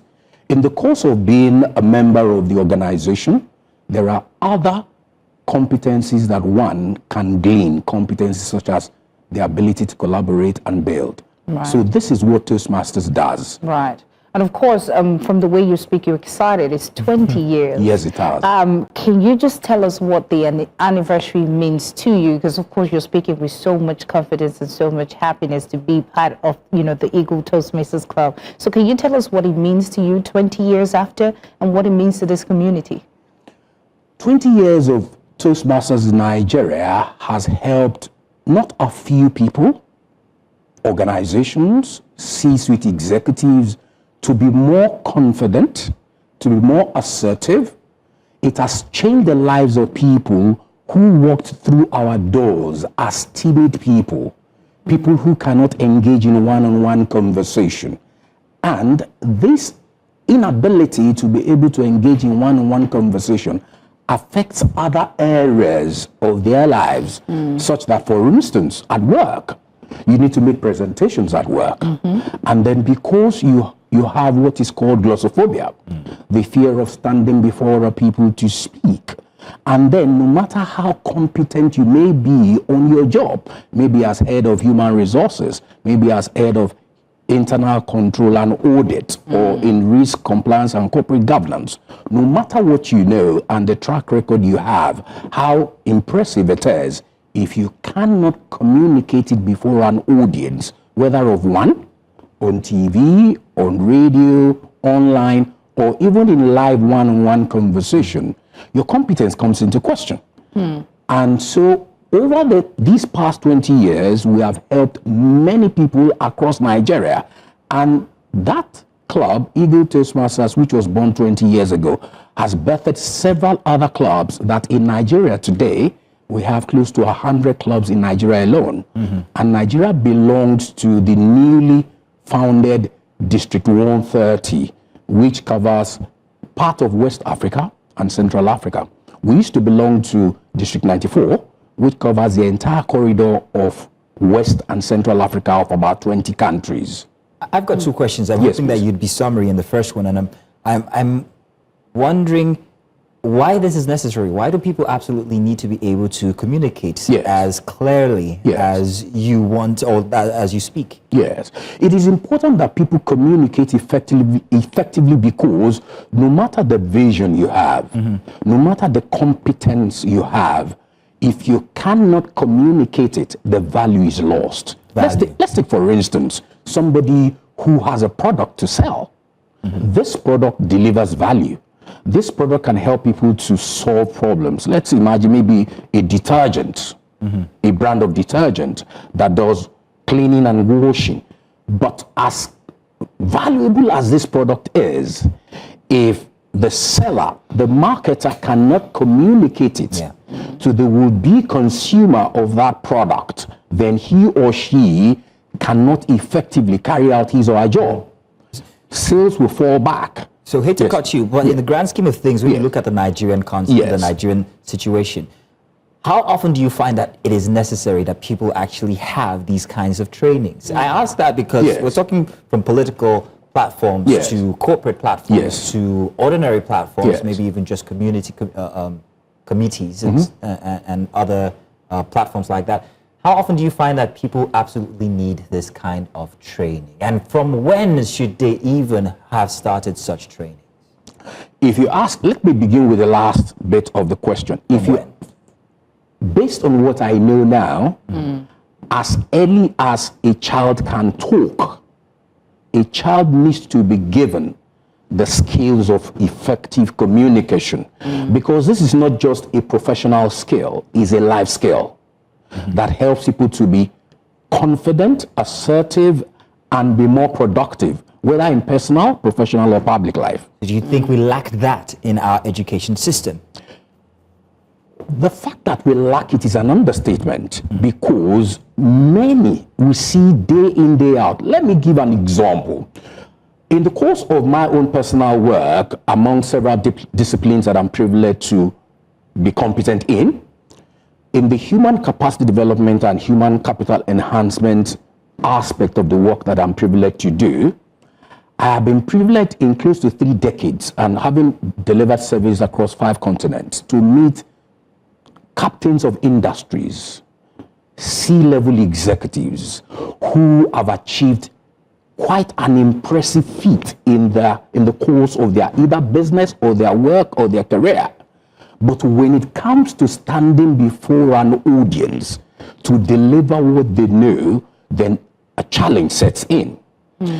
As I like to describe it, their knees begin to fellowship. Butterflies begin to fly in formation in their tummy.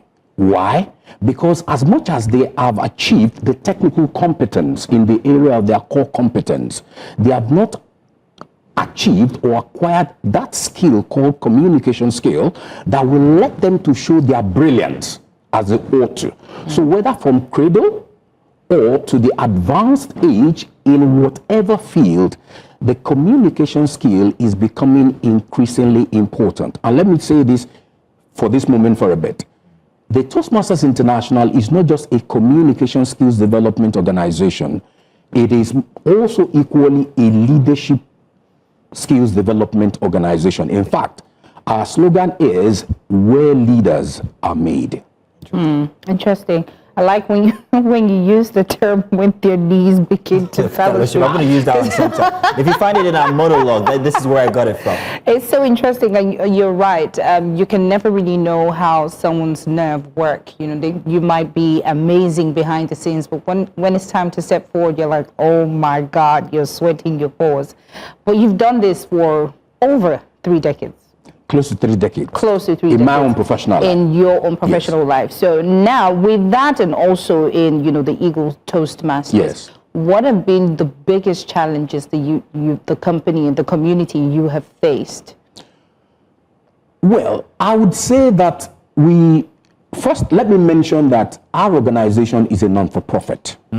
So everything we do is self-sponsored by members. We pay dues, and then members pitch in where we need to do extracurricular activities. For instance, when we need to go around the communities to advance the message of Toastmasters International, which is helping you to develop yourself in personal and professional life, leveraging the 2 most sought after competencies in the world today, the communication and the leadership competence. We go to schools, we go to corporate organizations, but we thrive more when we get invitation to come to do what we call demonstration meeting, where we give you a taster of what a Toastmasters meeting is. In Toastmasters meeting, what we call the appetizer or the taster of Toastmasters is what we call impromptu speeches, where you are given a topic to speak on that you're not aware of before. And within seconds that the topic is announced by the topics master. Congratulations, because Queen is actually very good at that. You can give her any topic right now and you'd be surprised. Should they put that to test? Let's go on, Queen. Ask her anything. Please, Ignore this. It's an opportunity for you now. I would join the Toastmasters. Perhaps you should. And maybe that should be it. How do people join this community? Brilliant. Is it free? The Toastmasters organization, like anything that one wants to get a substantial and significant reward in life, requires some measure of investment. So we have annual dues that we pay. Okay. In our own club, because there's a general international dues, which is across board, is universal, across the 145 countries where we have presence at the moment. But some clubs may also have what they call local dues. Okay. These local dues help these organizations or these clubs to do their local administration and offset the running cost. Costs such as renting the premises they use for their meetings, stationery, and some other things, refreshment after meetings and the likes. The international dues is paid in dollars because the organization is international and the headquarters is in the United States of America. So the international dues for a new member is $150. Okay. And then in some clubs, the local dues vary. And in some clubs, like corporate clubs, they may not have local dues at all. Why? Because the organization, let's say for instance, News Central TV has an in-house Toastmasters club. You will readily offer your premises, maybe your function hall as the meeting room. So automatically you will not need to invest any funds in hiring a room. Maybe there are other property that the organization already has that the organization gives freely. I hear you making that suggestion to our MD, and I think he's listening, and maybe he might be willing to. I don't know. I'm just saying. However, I am happy that you are here now. People are actually getting to find out about the Toastmasters Club, because before now, I've never heard about it. So, if 20 years on, and it was just your anniversary, why haven't we seen much PR backing Toastmasters Club? As a matter of, thank you for that question. As a matter of fact, there's been a lot of PR over the years. I should say that I was privileged to join Nigeria's premier Toastmasters Club, that is the Eagle Toastmasters Club where I belong, which is the first in Nigeria, in 2009. That was when the club was 4 years old. So I've been around for about 16 years. So I can say a few things when it comes to PR. We don't joke with public relations at all. But you see, like any product, take for instance, the fizzy drinks, one of the popular brands amongst them, as I often give an example. They've been around for centuries. And for every Christmas, like I was sharing with a colleague some days ago, they will still roll out a new commercial because you can never advertise enough. So it is not unusual that you might have not heard about Toastmasters, and that also is a feedback to the fact that we need to continue, but we keep doing the best we can to make sure that everybody knows about Toastmasters. Grand. Wow. Well, Sarah, it's grand to have you here, and I'm sure that, like she says, she will be joining. Since you are very eloquent and good on your feet when it comes to table topics, and we'll let you close the segment out, and that's your camera. Do give us a closing for this segment, just 30 seconds. Did you know that in the 21st century global business world that we live and work in today, regardless of one's profession, regardless of one's occupation, and regardless of one's vocation, two competencies have become the most sought after competence today? Did you know that as far back as the 1970s, the Carnegie Institute of Technology, they were curious, they wanted to know what is that singular quality? What is that singular ability? What is that singular attribute that helps an individual, an organization, a team to succeed phenomenally in their personal, professional, and public life? At the end of the day, they discovered that for you to succeed phenomenally, you need technical competence will help you to succeed to 15%. But amazingly, a whopping 85% of your success leans on four competencies, and two of them are the communication and the leadership skills competence. I congratulate you on how far you've gone today in your personal, professional, and public life. It's about time you consider to develop your communication and leadership skills competence. Wow. Thank you very much. With that, I don't know what to say. Nothing else. He's just done it. Thank you very much for coming through. Thank you so much for We're looking forward to seeing year 21 for the Eagle Toastmasters. Yes. Absolutely. We're going to join. So let's go on a quick break, guys. When we come back, we'll continue this news.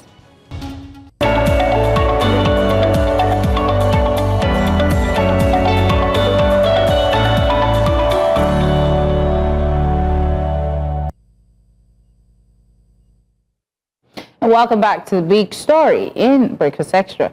Nigeria's main opposition party, the People's Democratic Party, PDP, is once again at the center of a deepening internal crisis. From high-profile expulsions and suspensions to waves of resignations and intense factional battles across zones, the party appears to be grappling with its most serious test of unity since it exists from federal power. The struggle for structure, control, and political relevance is now playing out loudly in public view. Beyond the headlines, the crisis raises deeper questions about leadership, legitimacy, internal democracy, zoning arrangements, and the future direction of the party, the PDP, as it attempts to reposition itself ahead of upcoming political cycles. With divisions widening and reconciliations looking increasingly difficult, many are asking whether the party can survive this phase without fragmentation any further. So to unpack this, we are joined by Adetokunbo Pairs, Mr. Adetokunbo Pairs, party chieftain of the PDP, and we were going to be joined by George Tuna, Zonal Secretary, PDP, South Zone. I make that introduction specifically because we're going to get to that title within the course of our conversation. You're welcome, sir. Thank you very much. We're always honoring our call and coming through to talk about the PDP. At least what's left of it. I apologize if that sounds a bit derogative, but it seems to be the question on most people's minds. Is there still an opposition? Let me advise you, as I speak to the nation through your medium, our concern in Nigeria should be more about the state of affairs of our country, which is going to pieces, not about the PDP. Right. The PDP is a sideshow, it's a family affair. We may be having problems, but the problems that this administration led by Bola Ahmed Tinubu is creating for Nigeria, our security, the state of the economy, the state of our unity, is so serious that this is what the media should be focusing on, please. But since I'm here to discuss the PDP, I will go on that topic. Right. Grand.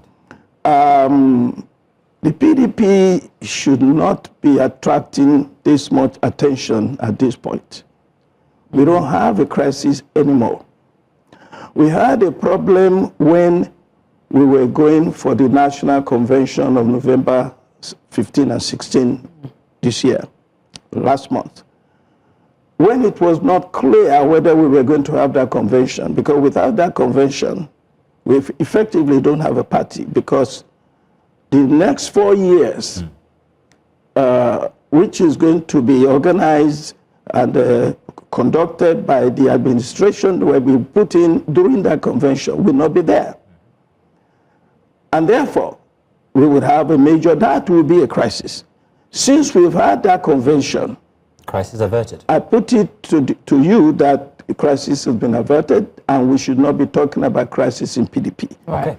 The problems we may have in one sector, one state or the other is normal in every political party, every time, everywhere in the world. So we can talk about those issues, but they are minor issues, minor problems within the party. We don't have a leadership problem anymore. We had a leadership problem when we could not get rid of our national secretary, who was within the party, the national organizing secretary, people who were within the party and were creating problems for the party. They have been expelled from the party. The party is solid under the national leadership of the national chairman, Dr. Turaki, the national secretary, Ambassador Rapaja, and all our officers are in place. We have a dynamic publicity secretary, Ini, who is ready to give you all the information you need about the party. Right. The party is alive and well, and we are ready for 2027 to save Nigeria from the disaster that we have been in since Buhari's regime. The 8 years of Buhari since 2015. And the 3 years now or so of Bola Ahmed Tinubu, that's what the problem is. The party is ready. Okay. But it doesn't have any crisis. Right. Let's carry on from there. Sure. Let's talk about the expulsions. The expulsions include Nelson Wike, Minister of the FCT, Ayodele Fayose, former Governor of Ekiti State, Samuel Anyanwu, Kamaldeen Ajibade, former National Legal Advisor, also George Turner, who was supposed to join us here today. Why was it important that these members be expelled? What are the implications of their absence? And also the fact that they are still regarding themselves as members of the party. Look, if you have been sacked from New Central today, and you go out to the public and say, you have not been sacked, that's your problem. Are you going to receive salary from New Central? No. Are you going to be recognized? No. These people have been dismissed. And I tell you what happened. It took so long to get rid of these people because they're members of the family. they've been working diligently for the party for so many years, especially Mr. Wike, who was a major leader in the party. But when it got to a point where they couldn't reconcile, they begged him, they talked to him, and when Wike said, finally, that he would make peace with the party, only if the PDP agrees not to field a presidential candidate in 2027, that's when everybody drew the line and said, this guy must go. Because all he wants now is the destruction of the party, so that Nigeria would have a one-party government. And we said, no, that's when it came to a point where they had to suspend these people initially, and they continued in their protest, in their effort to destabilize the party, so they were expelled. That's what happened. So it's good riddance to bad rubbish. Right. You had mentioned before that, again, we should focus on what's happening in Nigeria as a whole. Sure. And PDP is like having family issues between cousins and brothers and sisters and all. But let's talk about the 16 or 17 people who just defected to APC. The media and Nigerians at large, we can only just assume or take what we're giving. Okay, this is what happened. So since you're part of the family, you're part of PDP, can you explain to us what happened and why so much people are moving to APC? And please don't put people like George Turner as secretary of the SAFSA of what party? If they've been expelled from the party, before they were expelled, he was not the secretary. He was secretary in the term leading to 2021. We will discuss this, sir. So, let's just not to take away from your, but my next question will be about that. Okay. Now, don't forget, people are defecting from party to party every day. It is not only from PDP that people are defecting to APC. They are defecting from PDP, they are defecting from ADC, they are defecting from everywhere. From APC to different places. ADC is getting a lot of people now. So it's happening everywhere. But let's talk about Rivers State. You may remember about a year ago, Mr. Wike said that once he announced that he was going to be working for Tinubu, he was now ready to pull all his people out of PDP, going to APC. So he asked the State Assembly of where he was governor, because those members of the State Assembly in Rivers State were basically his people. He asked them to leave the party, and they were on video, on record. They left the party, they left PDP and went to APC. About 2 weeks after that, they left APC and came back to PDP. And that was a problem in the party, because some members of the party wanted them to come back. The national chairman at the time, acting national chairman Damagun, wanted them to come back to the PDP and accepted them. Other members of the party said, since they have left the party officially, they should keep away because we can't trust them anymore. Why did they leave in the first place? Loyalty? Well, you see, this is the problem with politics today in Nigeria. We are experiencing what you may call a season of anomie in our politics. Lawlessness that you never imagined before. But it's incredible. You ask them why they leave, they cannot give you a tangible reason. And I beg you to ask them, call any of them and ask them.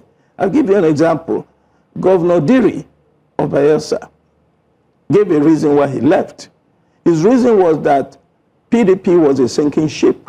And I said to him, dear governor, you are the captain of the ship.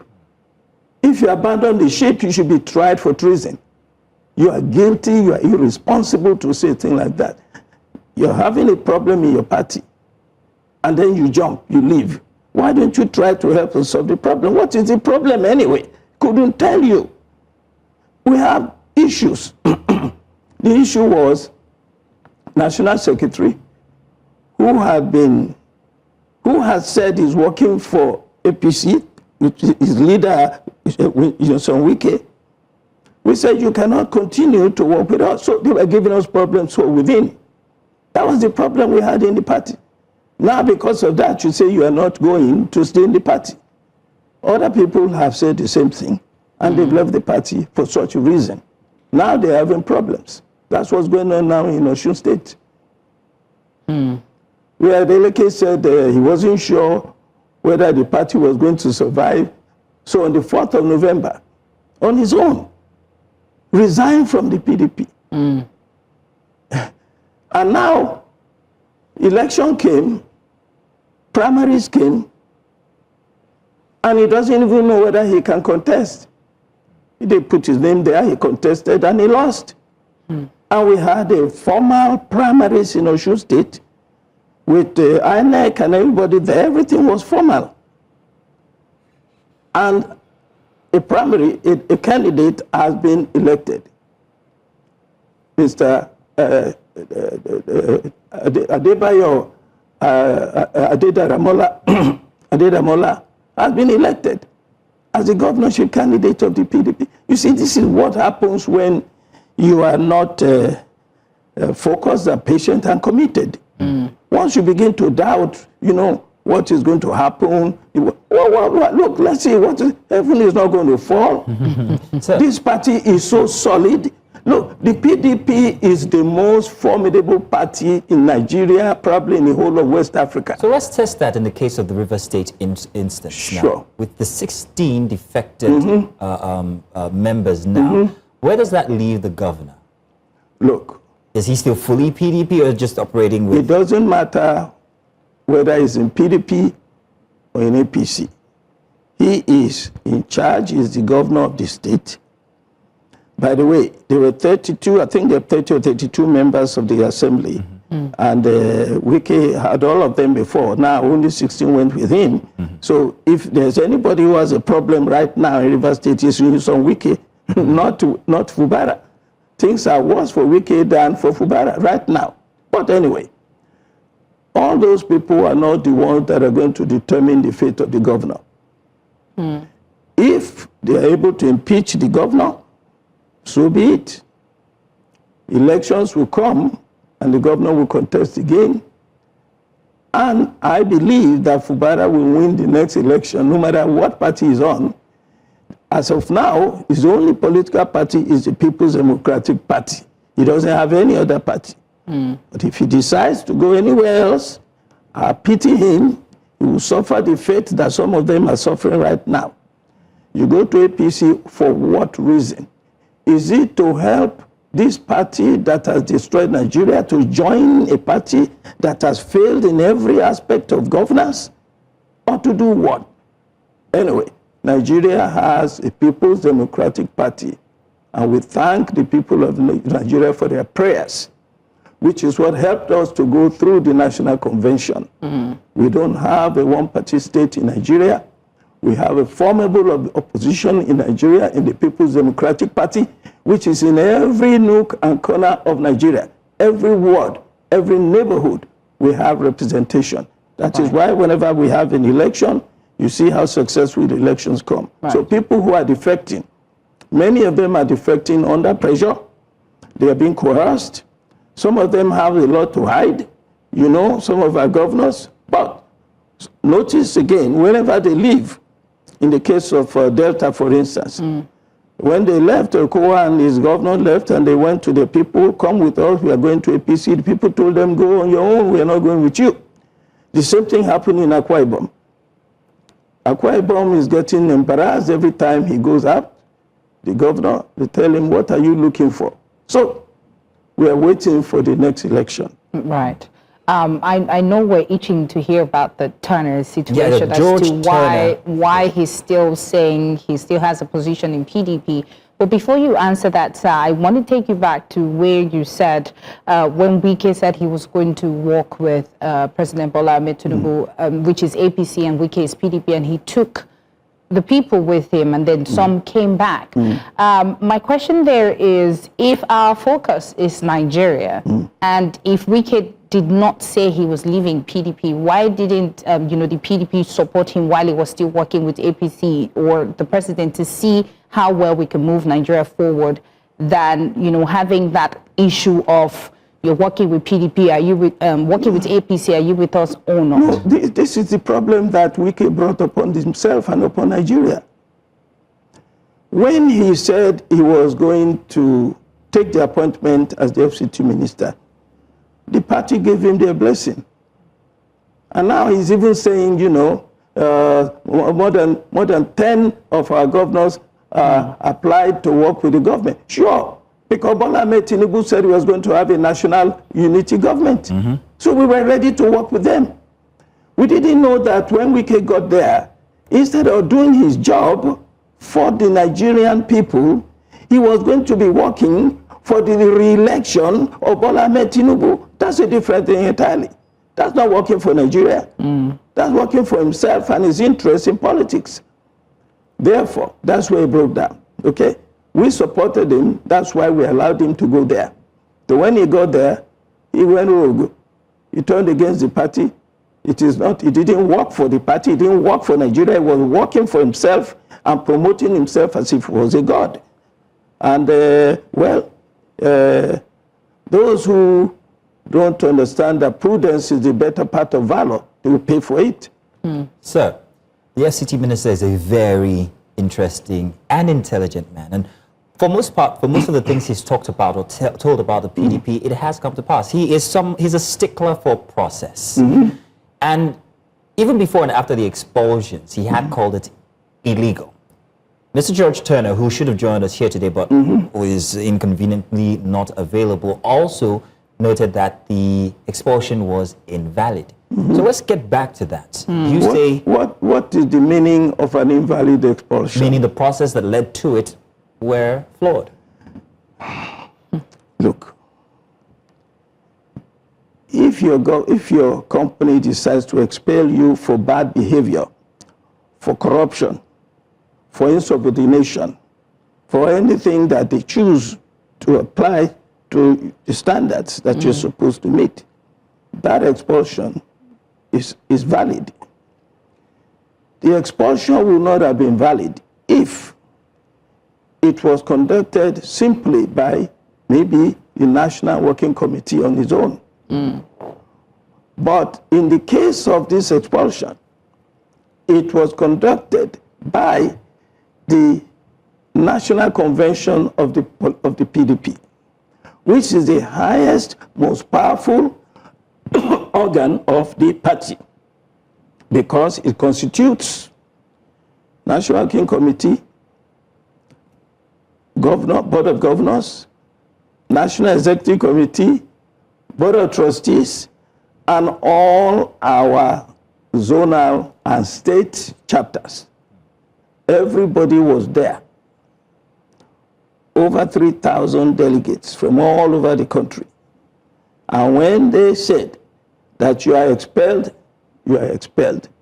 Wike can go, is a very unintelligent man and is a danger to himself. I am telling you now, everything he has done, how many things has he done and regretted? All his life is regret. He will do this, he will regret. He will say this, he will regret. And he fights everybody who has worked with him in his life.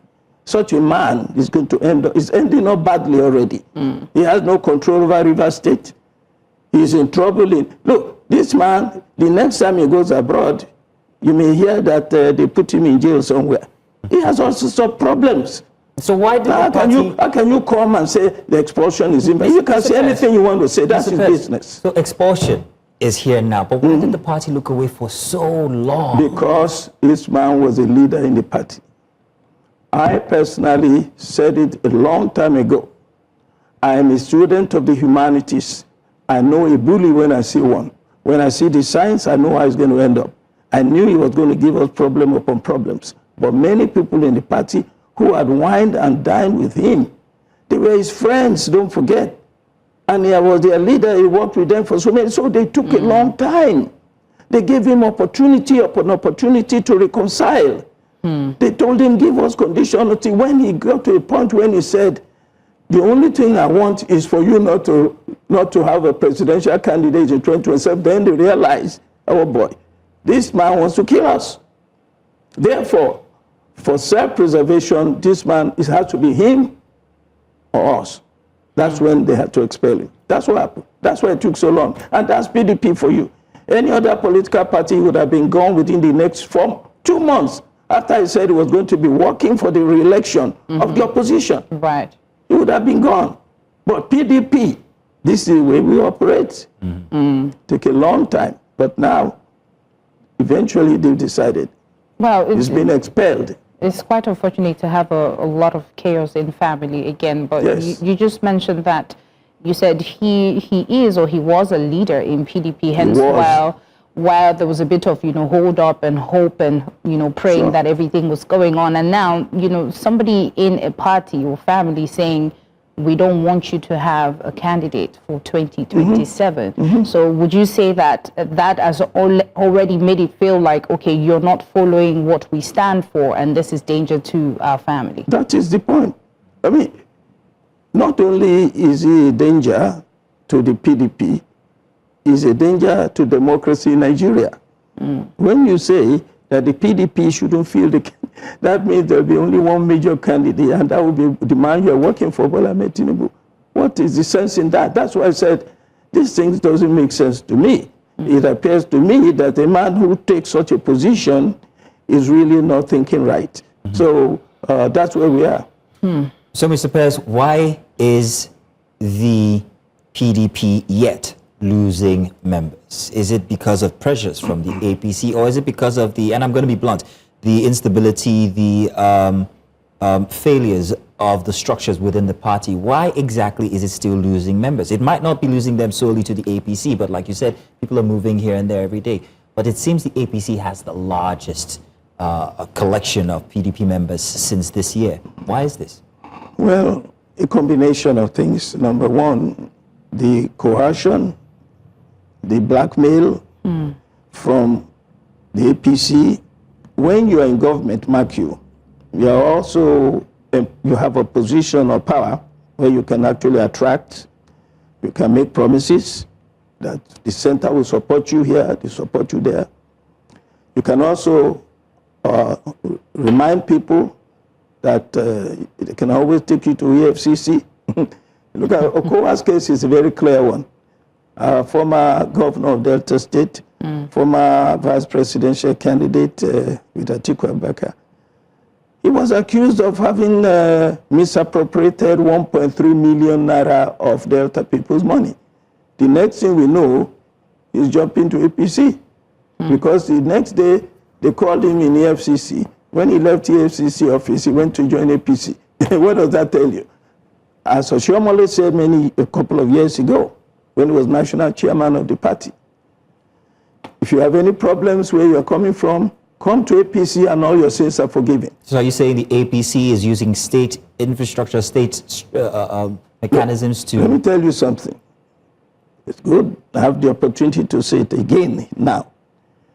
You know what happened in 1965 going into the coup?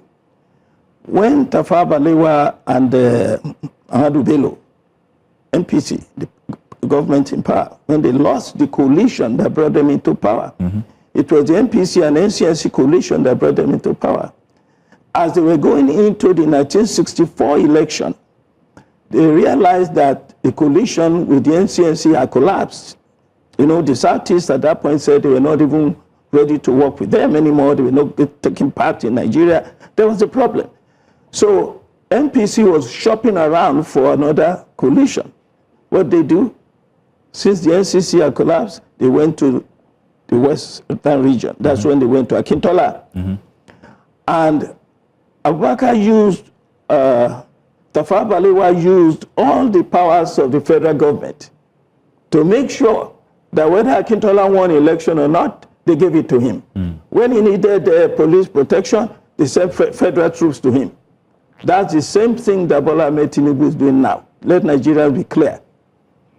When he lost the coalition with the North, that Bola Ahmed Tinubu, he started shopping around for coalition in the South.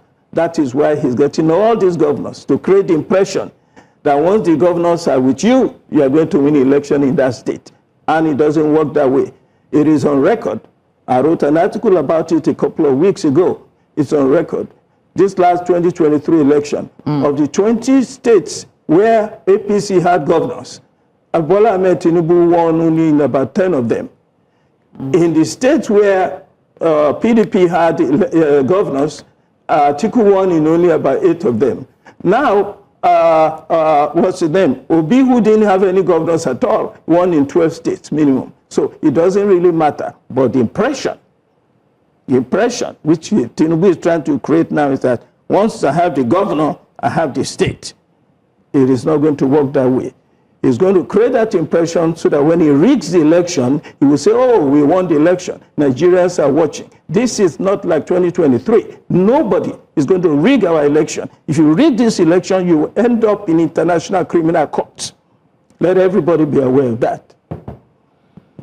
Pierce, we want to say thank you for not just the history class, but the clarity with which you have expressed your views on the matter happening inside of the PDP as it relates to governance in Nigeria and the APC. Yeah. Thank you very much, sir. I always look forward to sessions that involve you because I learn a lot, quite frankly. I did learn a lot. Thank you very much. We only hoped that our other guests could have joined us. We would have been looking forward to a very interesting conversation and back and forth, but unfortunately we could not have him. We had extended... Find out who is the authentic zonal secretary of the party, because if Joe Turner, as he knows, is not the zonal secretary, why would he come and talk? What would he say? Therefore, that's why he didn't come. He has no business coming to speak as a PDP member. None of them who have been expelled have any business going to speak. You should not entertain anybody who's been expelled from the party to speak as a member of the party. They are not. Thank you very much, sir. Thank you so much, sir. With that, we will round off this segment here. We've still got a couple more. We've got about an hour to conclude here for the Saturday installation for Breakfast Extra. To stay with us. Nestled in the rolling hills of Oyo State, Nigeria, lies a town that holds a secret as astonishing as it's mysterious. Igbora. Igbora isn't just some ordinary town. It's a place filled with magic and wonders. It holds the record for the highest number of twins anywhere in the world. Welcome to Twins Festival. I love you. Our mommy has been giving us the same dressing right from the beginning. That is so reason that up to today, as old as we are still dressing the same way. Meet Taiwo and Kende. Yes, that's their actual names. In Yoruba culture, every set of twins is special, and their names hold great significance. We are happy to be here in Igbora, yes, to showcase the uniqueness of twinning to the world, and we are telling the world that through twins, tourism can be developed, and that's twins tourism for you. Yeah, twins are blessing from Almighty God. It is God that gives to whichever deserves or wishes to give out to multiple births. We are very happy that today we are celebrating the multiple births, the twins, the triplets, the quadruplets.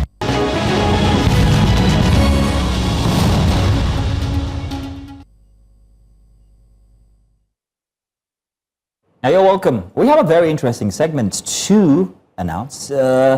It's called Waka Waka by Waka Waka Doctor. But before we let you know exactly what it's about today, have you ever been to Igbora? Where? It's in Oyo State. I've been. No, I haven't. Place. It's on the map because it claims to be the world center, the world capital for twins.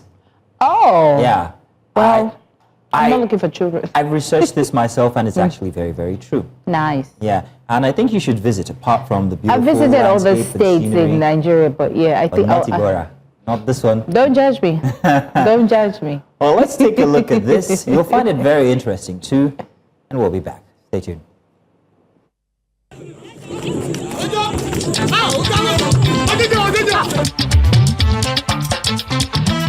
Nestled in the rolling hills of Oyo State, Nigeria, lies a town that holds a secret as astonishing as it's mysterious. Igbora.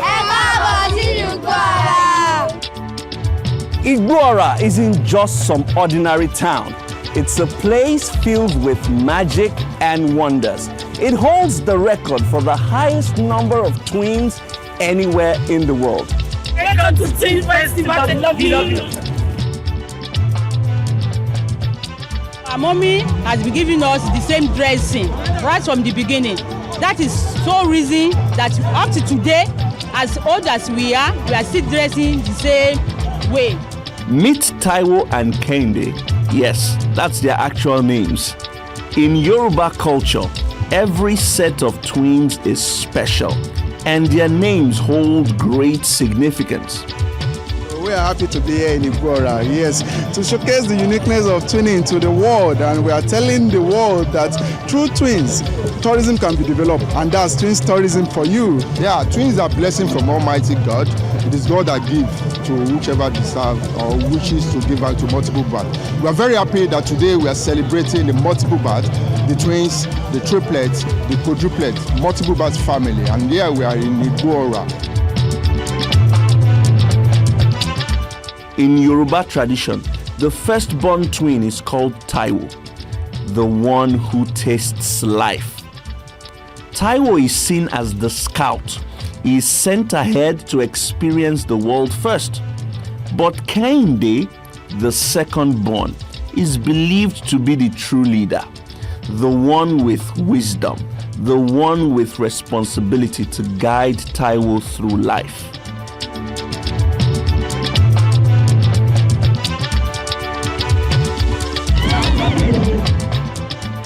Another thing they say is that as twins, both of you are inseparable. Is it true? You cook together, you wear the same clothes, but you guys dress alike. You go to the same place together. You do everything together. Are you going to marry the same husband?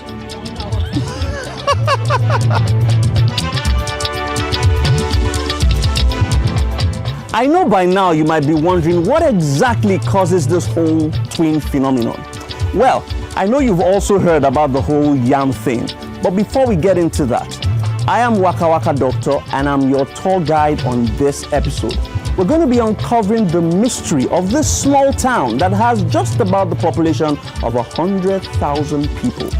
Let's uncover the mystery of Igbora.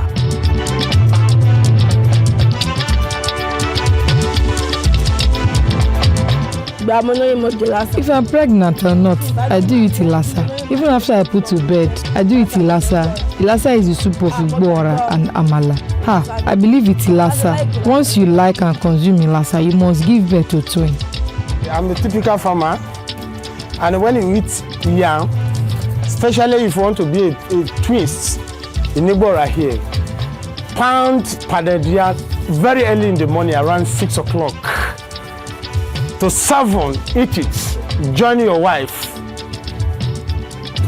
Twins will exist. Ilasa soup only the main reason we do give birth to twins here in Igbora. So, in simple terms, while some people believe that genetics plays a role, others believe that it's the diet that is the main cause of this high rate of twinning in Igbora. So this is a local restaurant right here, and they serve amala, made from yam and cassava, and of course, ilasa soup. This is ilasa soup. This is amalabi. Amala. Hello. Yes.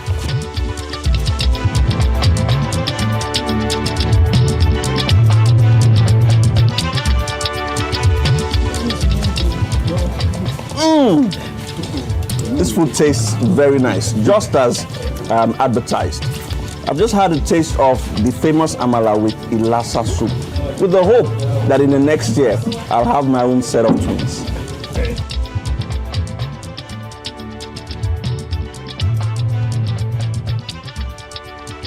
Igbora has been in the system for long, and it's just more or less something that is happening that you don't know the reason.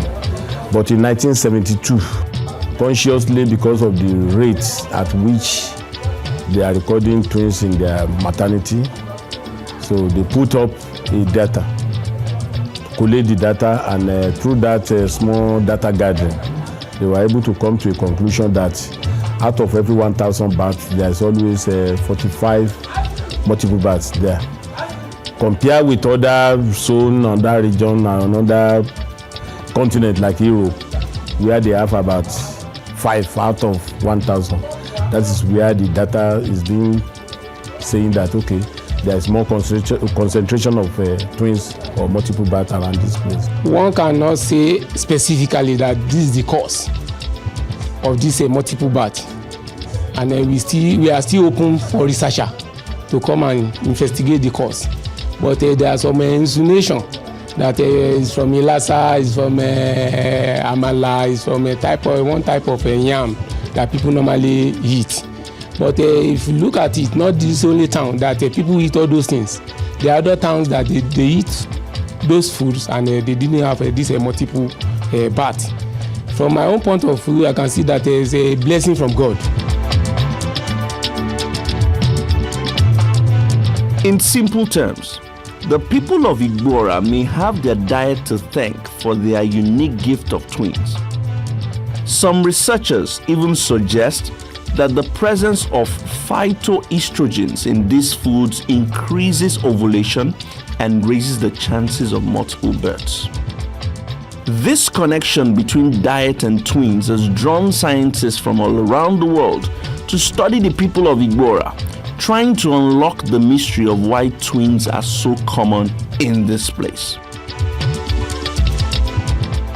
While there is no single explanation which has been agreed upon, the twin phenomenon in Igbora continues to blur the lines between biology, tradition, and the mystery of life itself.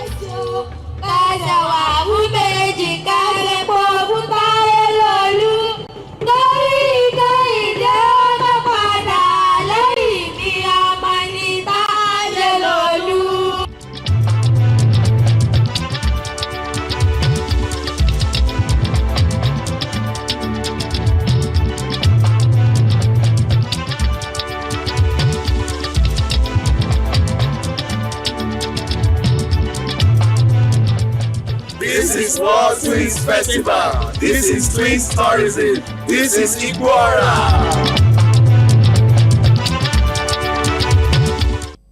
And you're welcome back from Igbora, where we consider the world capital for twins.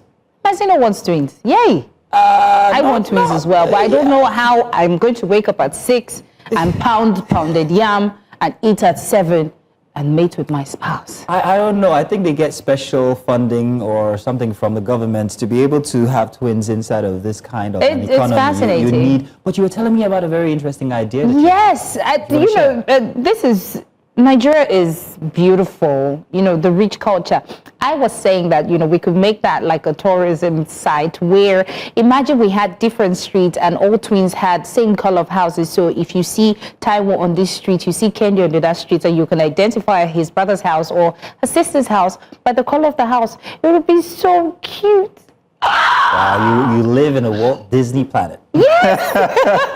Yes! But that was very interesting. Tell you what. While we enjoy that thought from Queen, let's go on a break, because when we come back, we've got something extra special for you.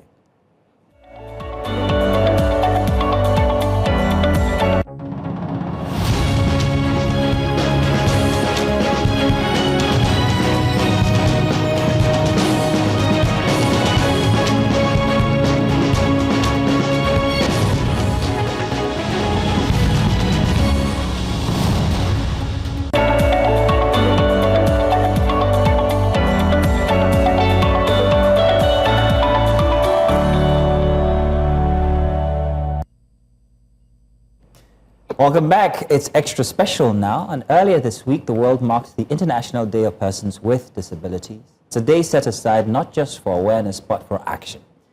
It's a moment to confront the everyday barriers faced by millions of people living with disabilities, from access to education and healthcare to employment, transportation, and political participation as well.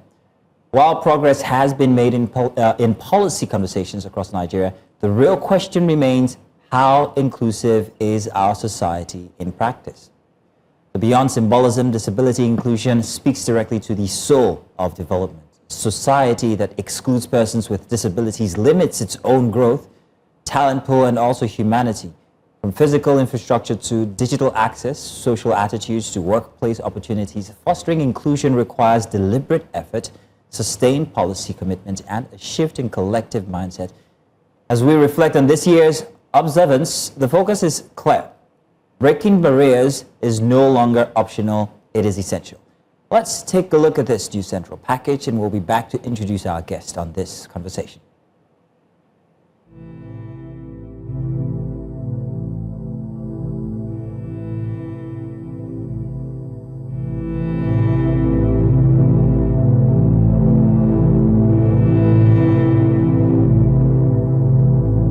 from where I come from, they normally say the eye is the king of the body. But living with blindness for about 2-3 years now, I've come to understand that it is your mind that's actually the king of your body. I don't mean to, oppose the elders, but that's just my own personal opinion. Because I've been functioning, in various capacities over the past 2-3 years now without eyes, and I've, done well for myself to a considerable degree. So, disability is not a disease. Disability is not inability. It's not incompetence. It's not a lack of ability. It's just a lack of a body part. It's just the absence of a body part in a person. He's a very brilliant boy. But immediately after the loss of the sight, he's not giving up on himself. Like, he wants to do more. He wants to know more. He's always interested in digging, always want to participate and all of that. And I felt, well, if he's not giving up on himself, I should be able to encourage him more. DJ, I produce on a small scale. I produce music on a small scale. I'm into tech. I'm a data analyst, back-end developer. I also do a bit of PR and corporate comms for small businesses for now. I teach all types of students, secondary, yes, and preparing for external examinations like WAEC and UTME. I take maths, English, sciences, yes, take sciences, chemistry, physics, biology, humanities, and also commercial, so like government, literature, economics, so accounting, commerce. I studied political science. It happens that when he wrote JAMB, he got a good grade, but due to some lack of arrangements, I really don't want to dig into it.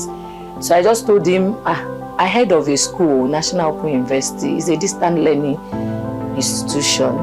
At least it will give you the opportunity to do other things, because he wants to go into tech. So I just encourage him that he should. He was like, his friend will say, his friend is say, this, and I said, okay, fine, wait, let me go and make my findings. Even though I have it in mind of at least going back to school, because I dropped out. And joining us this morning to deepen this conversation is a key voice in disability advocacy and governance at Adenike Oyetunde Lawal, General Manager, Lagos State Office for Disability Affairs. Thank you, Adenike. Good morning for joining us on Breakfast Extra. Thank you so much for having me. And I'm glad to be here. Awesome. Now, Lagos State is often seen as a model for disability policy. What concrete gains has the Disability Act delivered so far? That's a very multifaceted conversation, but I'll start by saying Lagos charted the course with its legislation almost 15 years ago, and following afterwards, the federal government, as well as almost about 16 states now, have also followed suit. So without a doubt, the conversation started because of the assiduous efforts that the Lagos State government put in place. What has been achieved so far? First and foremost, the awareness. We're having this conversation on a national television platform, something that never could happen many years ago. A way for mechanism when it comes to the fact that the term inclusion has become somewhat of a buzzword. There's been concrete steps in ensuring that every opportunity that we get in terms of advocacy and awareness, we take absolute advantage of it. Secondly, the Lagos State was one of the first in ensuring that the PWDs in the state have put themselves in what we call clusters. And because of the administrative ease with which relating with PWDs had become essential, PWDs in the state, away from the state government, had arranged themselves in different clusters. primarily based on the types of disabilities that they have. And these clusters, just to mention a few popular, blind, deaf-blind, persons with albinism, persons with physical disabilities like myself, spinal cord injured persons, persons with neurological and intellectual disabilities, persons with, I've mentioned physical disabilities, persons who have survived leprosy, a conversation that is unpopular, and persons with invisible disabilities such as lupus, sickle cell disease. These conversations are now beginning to come to the front burner. And these are just to mention some of the gains that we have had. The administrative ease, putting them collectively, encouraging them to work together, and also the ease from the government standpoint, working together with the MDAs. I became the general manager in December 2023, and I know the efforts that we have continued to put in ensuring that we're working in partnership with MDAs, first from the Lagos State government level, because again, charity begins at home. Adenike, it's very interesting that you actually put this all out. I'd like to see it empirically as well. If an organization or community wants to understand how much they are at stake at losing when it comes to non-inclusivity, are there any data that shows that this is how much that you get to lose? And I don't mean that in terms of monetary value. I'm talking in terms of talents that are unconsidered and the likes. So I cannot address that without talking about the monetary value. Okay, go ahead. Very, simply put, when you talk disability and you talk inclusion, like the word that you use, it's just the practice of ensuring that people with disabilities can equally participate and in all aspects of life and in society where barriers are removed, and ensuring that necessary support is also available. The GDP of the state and the GDP of the country will significantly be impacted, especially and until every person who can add to that is given the equal opportunities that they require. You've mentioned talent. Without a doubt, even flowing from the package that aired before I did come on, you could see that, especially in the digital and technology space, there are quite a number of persons with disability who, because we are not giving adequate participation in society, cannot add their value.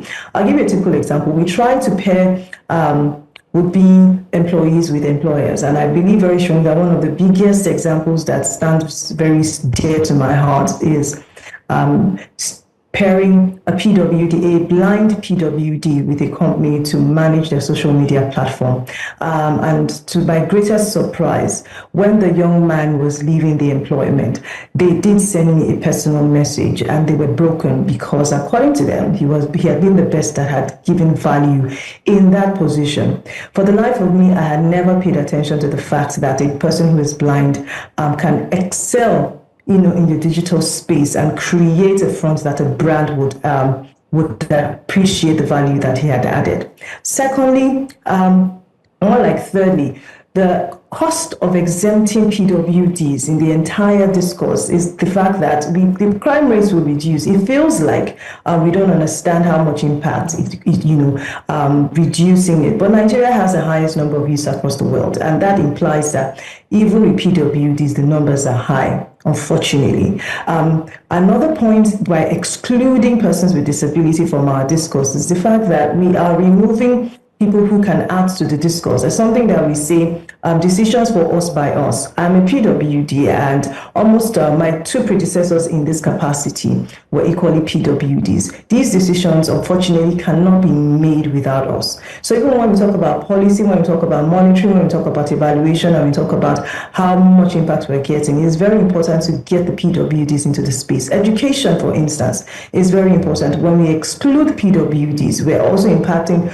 and increasing the highest number of persons that are out of school, whether from primary school level to secondary school level, even the tertiary education level. And that, without a doubt, will completely impact the economy and the country as a whole. So these are just some of the impacts of what it means when we, whether it is conscious or unconsciously, exempt PWDs by not creating equal opportunities and ensuring that they participate fully to the extent of the abilities that they have.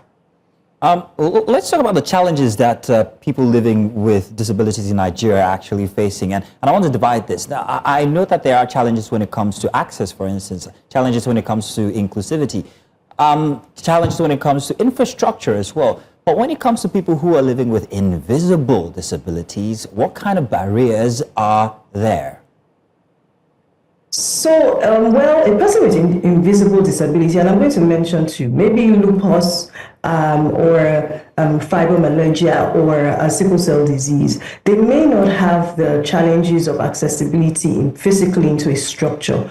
But the point is, when a person with sickle cell disease is probably going through their crisis, I promise you, ascending a stairway is the least on their minds, and it becomes a Herculean task for them to access. A person with lupus oftentimes has to be exempt from their day-to-day life or activities. A person in secondary school who has lupus and has exams in the same week, how do you explain to a teacher who doesn't understand that this child has lupus and cannot physically attend the exams this week? These are some of the challenges that their families face. We have had to intervene in some cases in private and government-run schools because the awareness and education is continuous and cuts across whether private and then government. We've had to go to these places, had meetings with these school administrators to explain why rules must be bent, because again, rules are made for man and not the other way around. And so when people cannot maybe sit for the exam in the week that they're having a crisis, the least that can happen is to ensure that they can now partake in the exams when it's convenient for them. Secondly, even the COVID era showed us that some students physically need not be in classroom every single day. And thankfully, there are primary schools who are getting adjusted and adapting to these realities. For persons with invisible disabilities, the stigma still remains, whether they have the physical disabilities or obvious disabilities, or in their own case, invisible. The stigmas of having to explain, you have to prove, you always have to walk around with your medical report, you always have to have an updated medical report. When you don't have an updated medical report, it becomes a huge problem. Even having people admit that you are living with a form of disability in itself is a different conversation, because there are several schools of thoughts that do not agree. But come on, it's 2025, and we must admit that these invisible disabilities exist, and because they exist, we cannot exempt these categories of individuals from whatever it is that every other type of disabilities must get. For the benefit of our viewers, could you please explain lupus and the stats around lupus in Nigeria? Okay, so lupus is like it's a degenerative condition that affects nervous. More like it's an autoimmune degenerative, unfortunately, condition that affects the entire body. It doesn't just affect the skin; it causes inflammation. There's pain. There's damage to their joints. Sometimes when it's severe, their kidneys are impacted. There are cases where the heart is also impacted, their lungs, all the organs. And unfortunately, flare-ups and remissions vary from person to person. Sadly, many people live with lupus undiagnosed for many, many, many years. And thankfully, Nigeria has one of the strongest voices, the consultant in Lagos State. And yeah, he's getting older, and so our hope is that there will be more hands who can take over from him, which he's also doing assiduously. But lupus is also very closely related to other conditions. So many times people live with misdiagnosis, for many, many, many years. But basically, this is what it is. It's autoimmune. It's often degenerative for some people, and it affects the entire body. Okay, so Adenike, how is the Lagos State Office of Disability ensuring that people with disabilities are not just protected but economically empowered? Okay, so the conversation is I'll start by saying that working with persons with disability is a very interesting construct, because a lot of things have to do with the mind. Unfortunately, the stigma from society, how people have lived, many of them are living with a defeatist mindset. So having to engaging them, ensuring that, look, this has happened, you must pick up yourself, get an education, get a skill set, and then when you do the skill set, then we can empower you with work tools.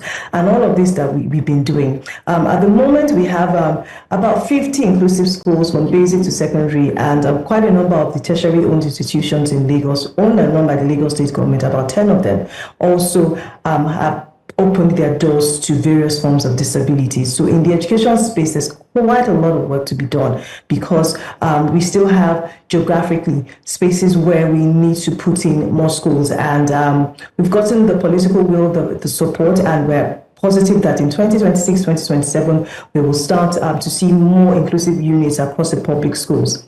Also in Lagos State, when you get the skill sets, we've been able to register businesses for PWDs, because things like grants that organizations provide, sub-loans that they provide, we notice that unfortunately, because many of them do not have their registrations with CAC, as simple as that, they do not keep their books of account clear, they edge themselves out. The agency has been able to do that successfully. The agency has also been able to do that by empowering PWDs who have the skill sets and refinancing various forms of businesses, buying their work tools and providing grants of sorts to them. The agency has also been working with LSCTF, Lagos State Employment Trust Fund, as well as private organizations who also provide skill sets and provide work tools.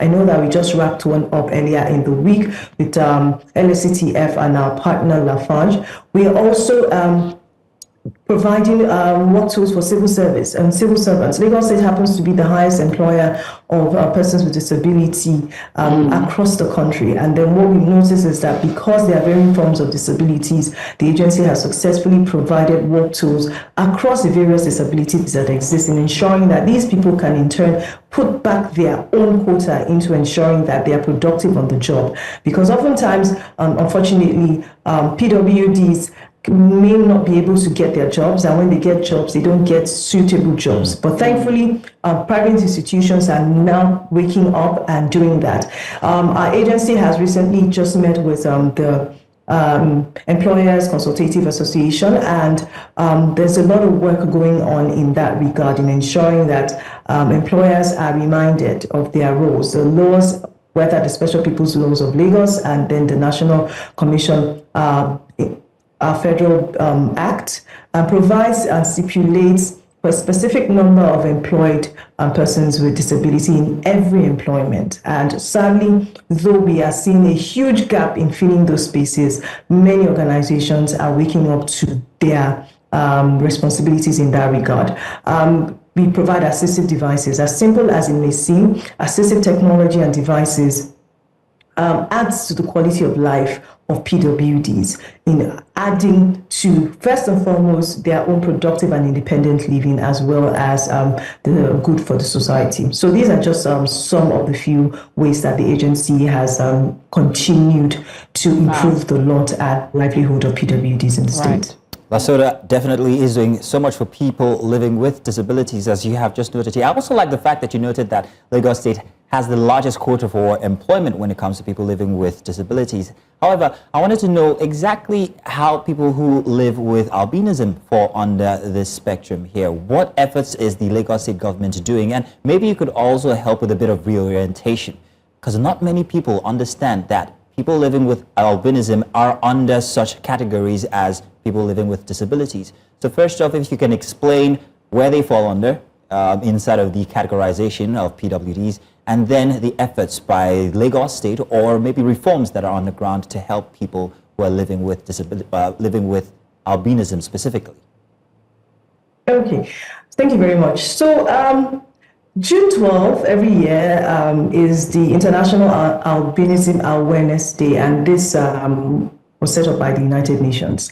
And unfortunately, albinism happens to be a lifelong condition. And as you know, for some people, it may worsen over time. And albinism simply means that they do not have the melanin. And because of that, many of them are susceptible to skin cancer, amongst many other probable conditions that may exist.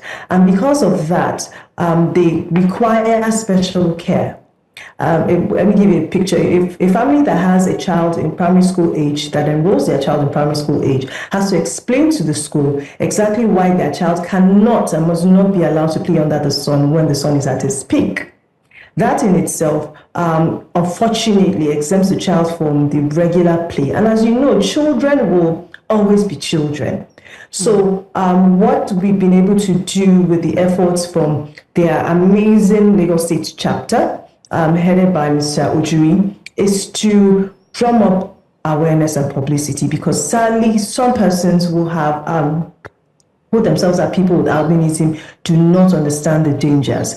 There's a lot of work. We're working on media materials, and we've also been taking the advocacy to the grassroots. There's going to be a lot of work in the marketplaces next year, working with the local leaders, traditional leaders, and religious institutions, because unfortunately, these categories of individuals, sadly, because we are in Africa, there's been so much in terms of myth around them, and for a very long time, they were killed and murdered in Nigeria because there were misconceptions about, if a person with albinism will bring you more money and all of those nonsense. What the agency has been able to do in the last 2, 3, 4 years assiduously is to provide care for cancer support.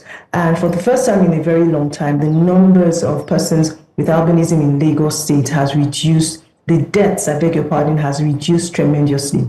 The Lagos State government, through the agency, has also been able to provide preventive gears. So they always have to cover up. They always have to use sunscreens. They always have to use some special kind of ointment. And thankfully, the dermatology unit at LASUT is doing such an amazing job. And Dr. Cole is doing such a great job in the community. And also, which is very important, the part of our advocacy to the general public about stigmatizing persons with albinism also starts with the language. And I'm glad that you used adequate terminology, which is persons with albinism. There was a time we used to say albinos. Again, as with disability, things continue to morph, and that also goes to language. So now it is persons with albinism. And without a doubt, we are very positive through the instrumentality of my principal, Babajide Olusola Sanwo-Olu. We've also just received some approvals so that some of them can undergo urgent cancer care, from chemotherapy to radiotherapy to cryo freezing, because again, it is really what it is. Many persons did not get the exposure when they were younger, and sadly now that they're getting older, early onset of cancer, skin cancer. But thankfully, once it is noted, almost immediately, it is preserved, their lives are preserved, and they live longer, healthier lives. At our recently held International Day celebrations to mark the International Day for Persons with Disabilities, all of them came, every single one of them came. And I believe very strongly that that was the biggest win for me personally, because now we see that the conversation is expanding to ensuring that we're preserving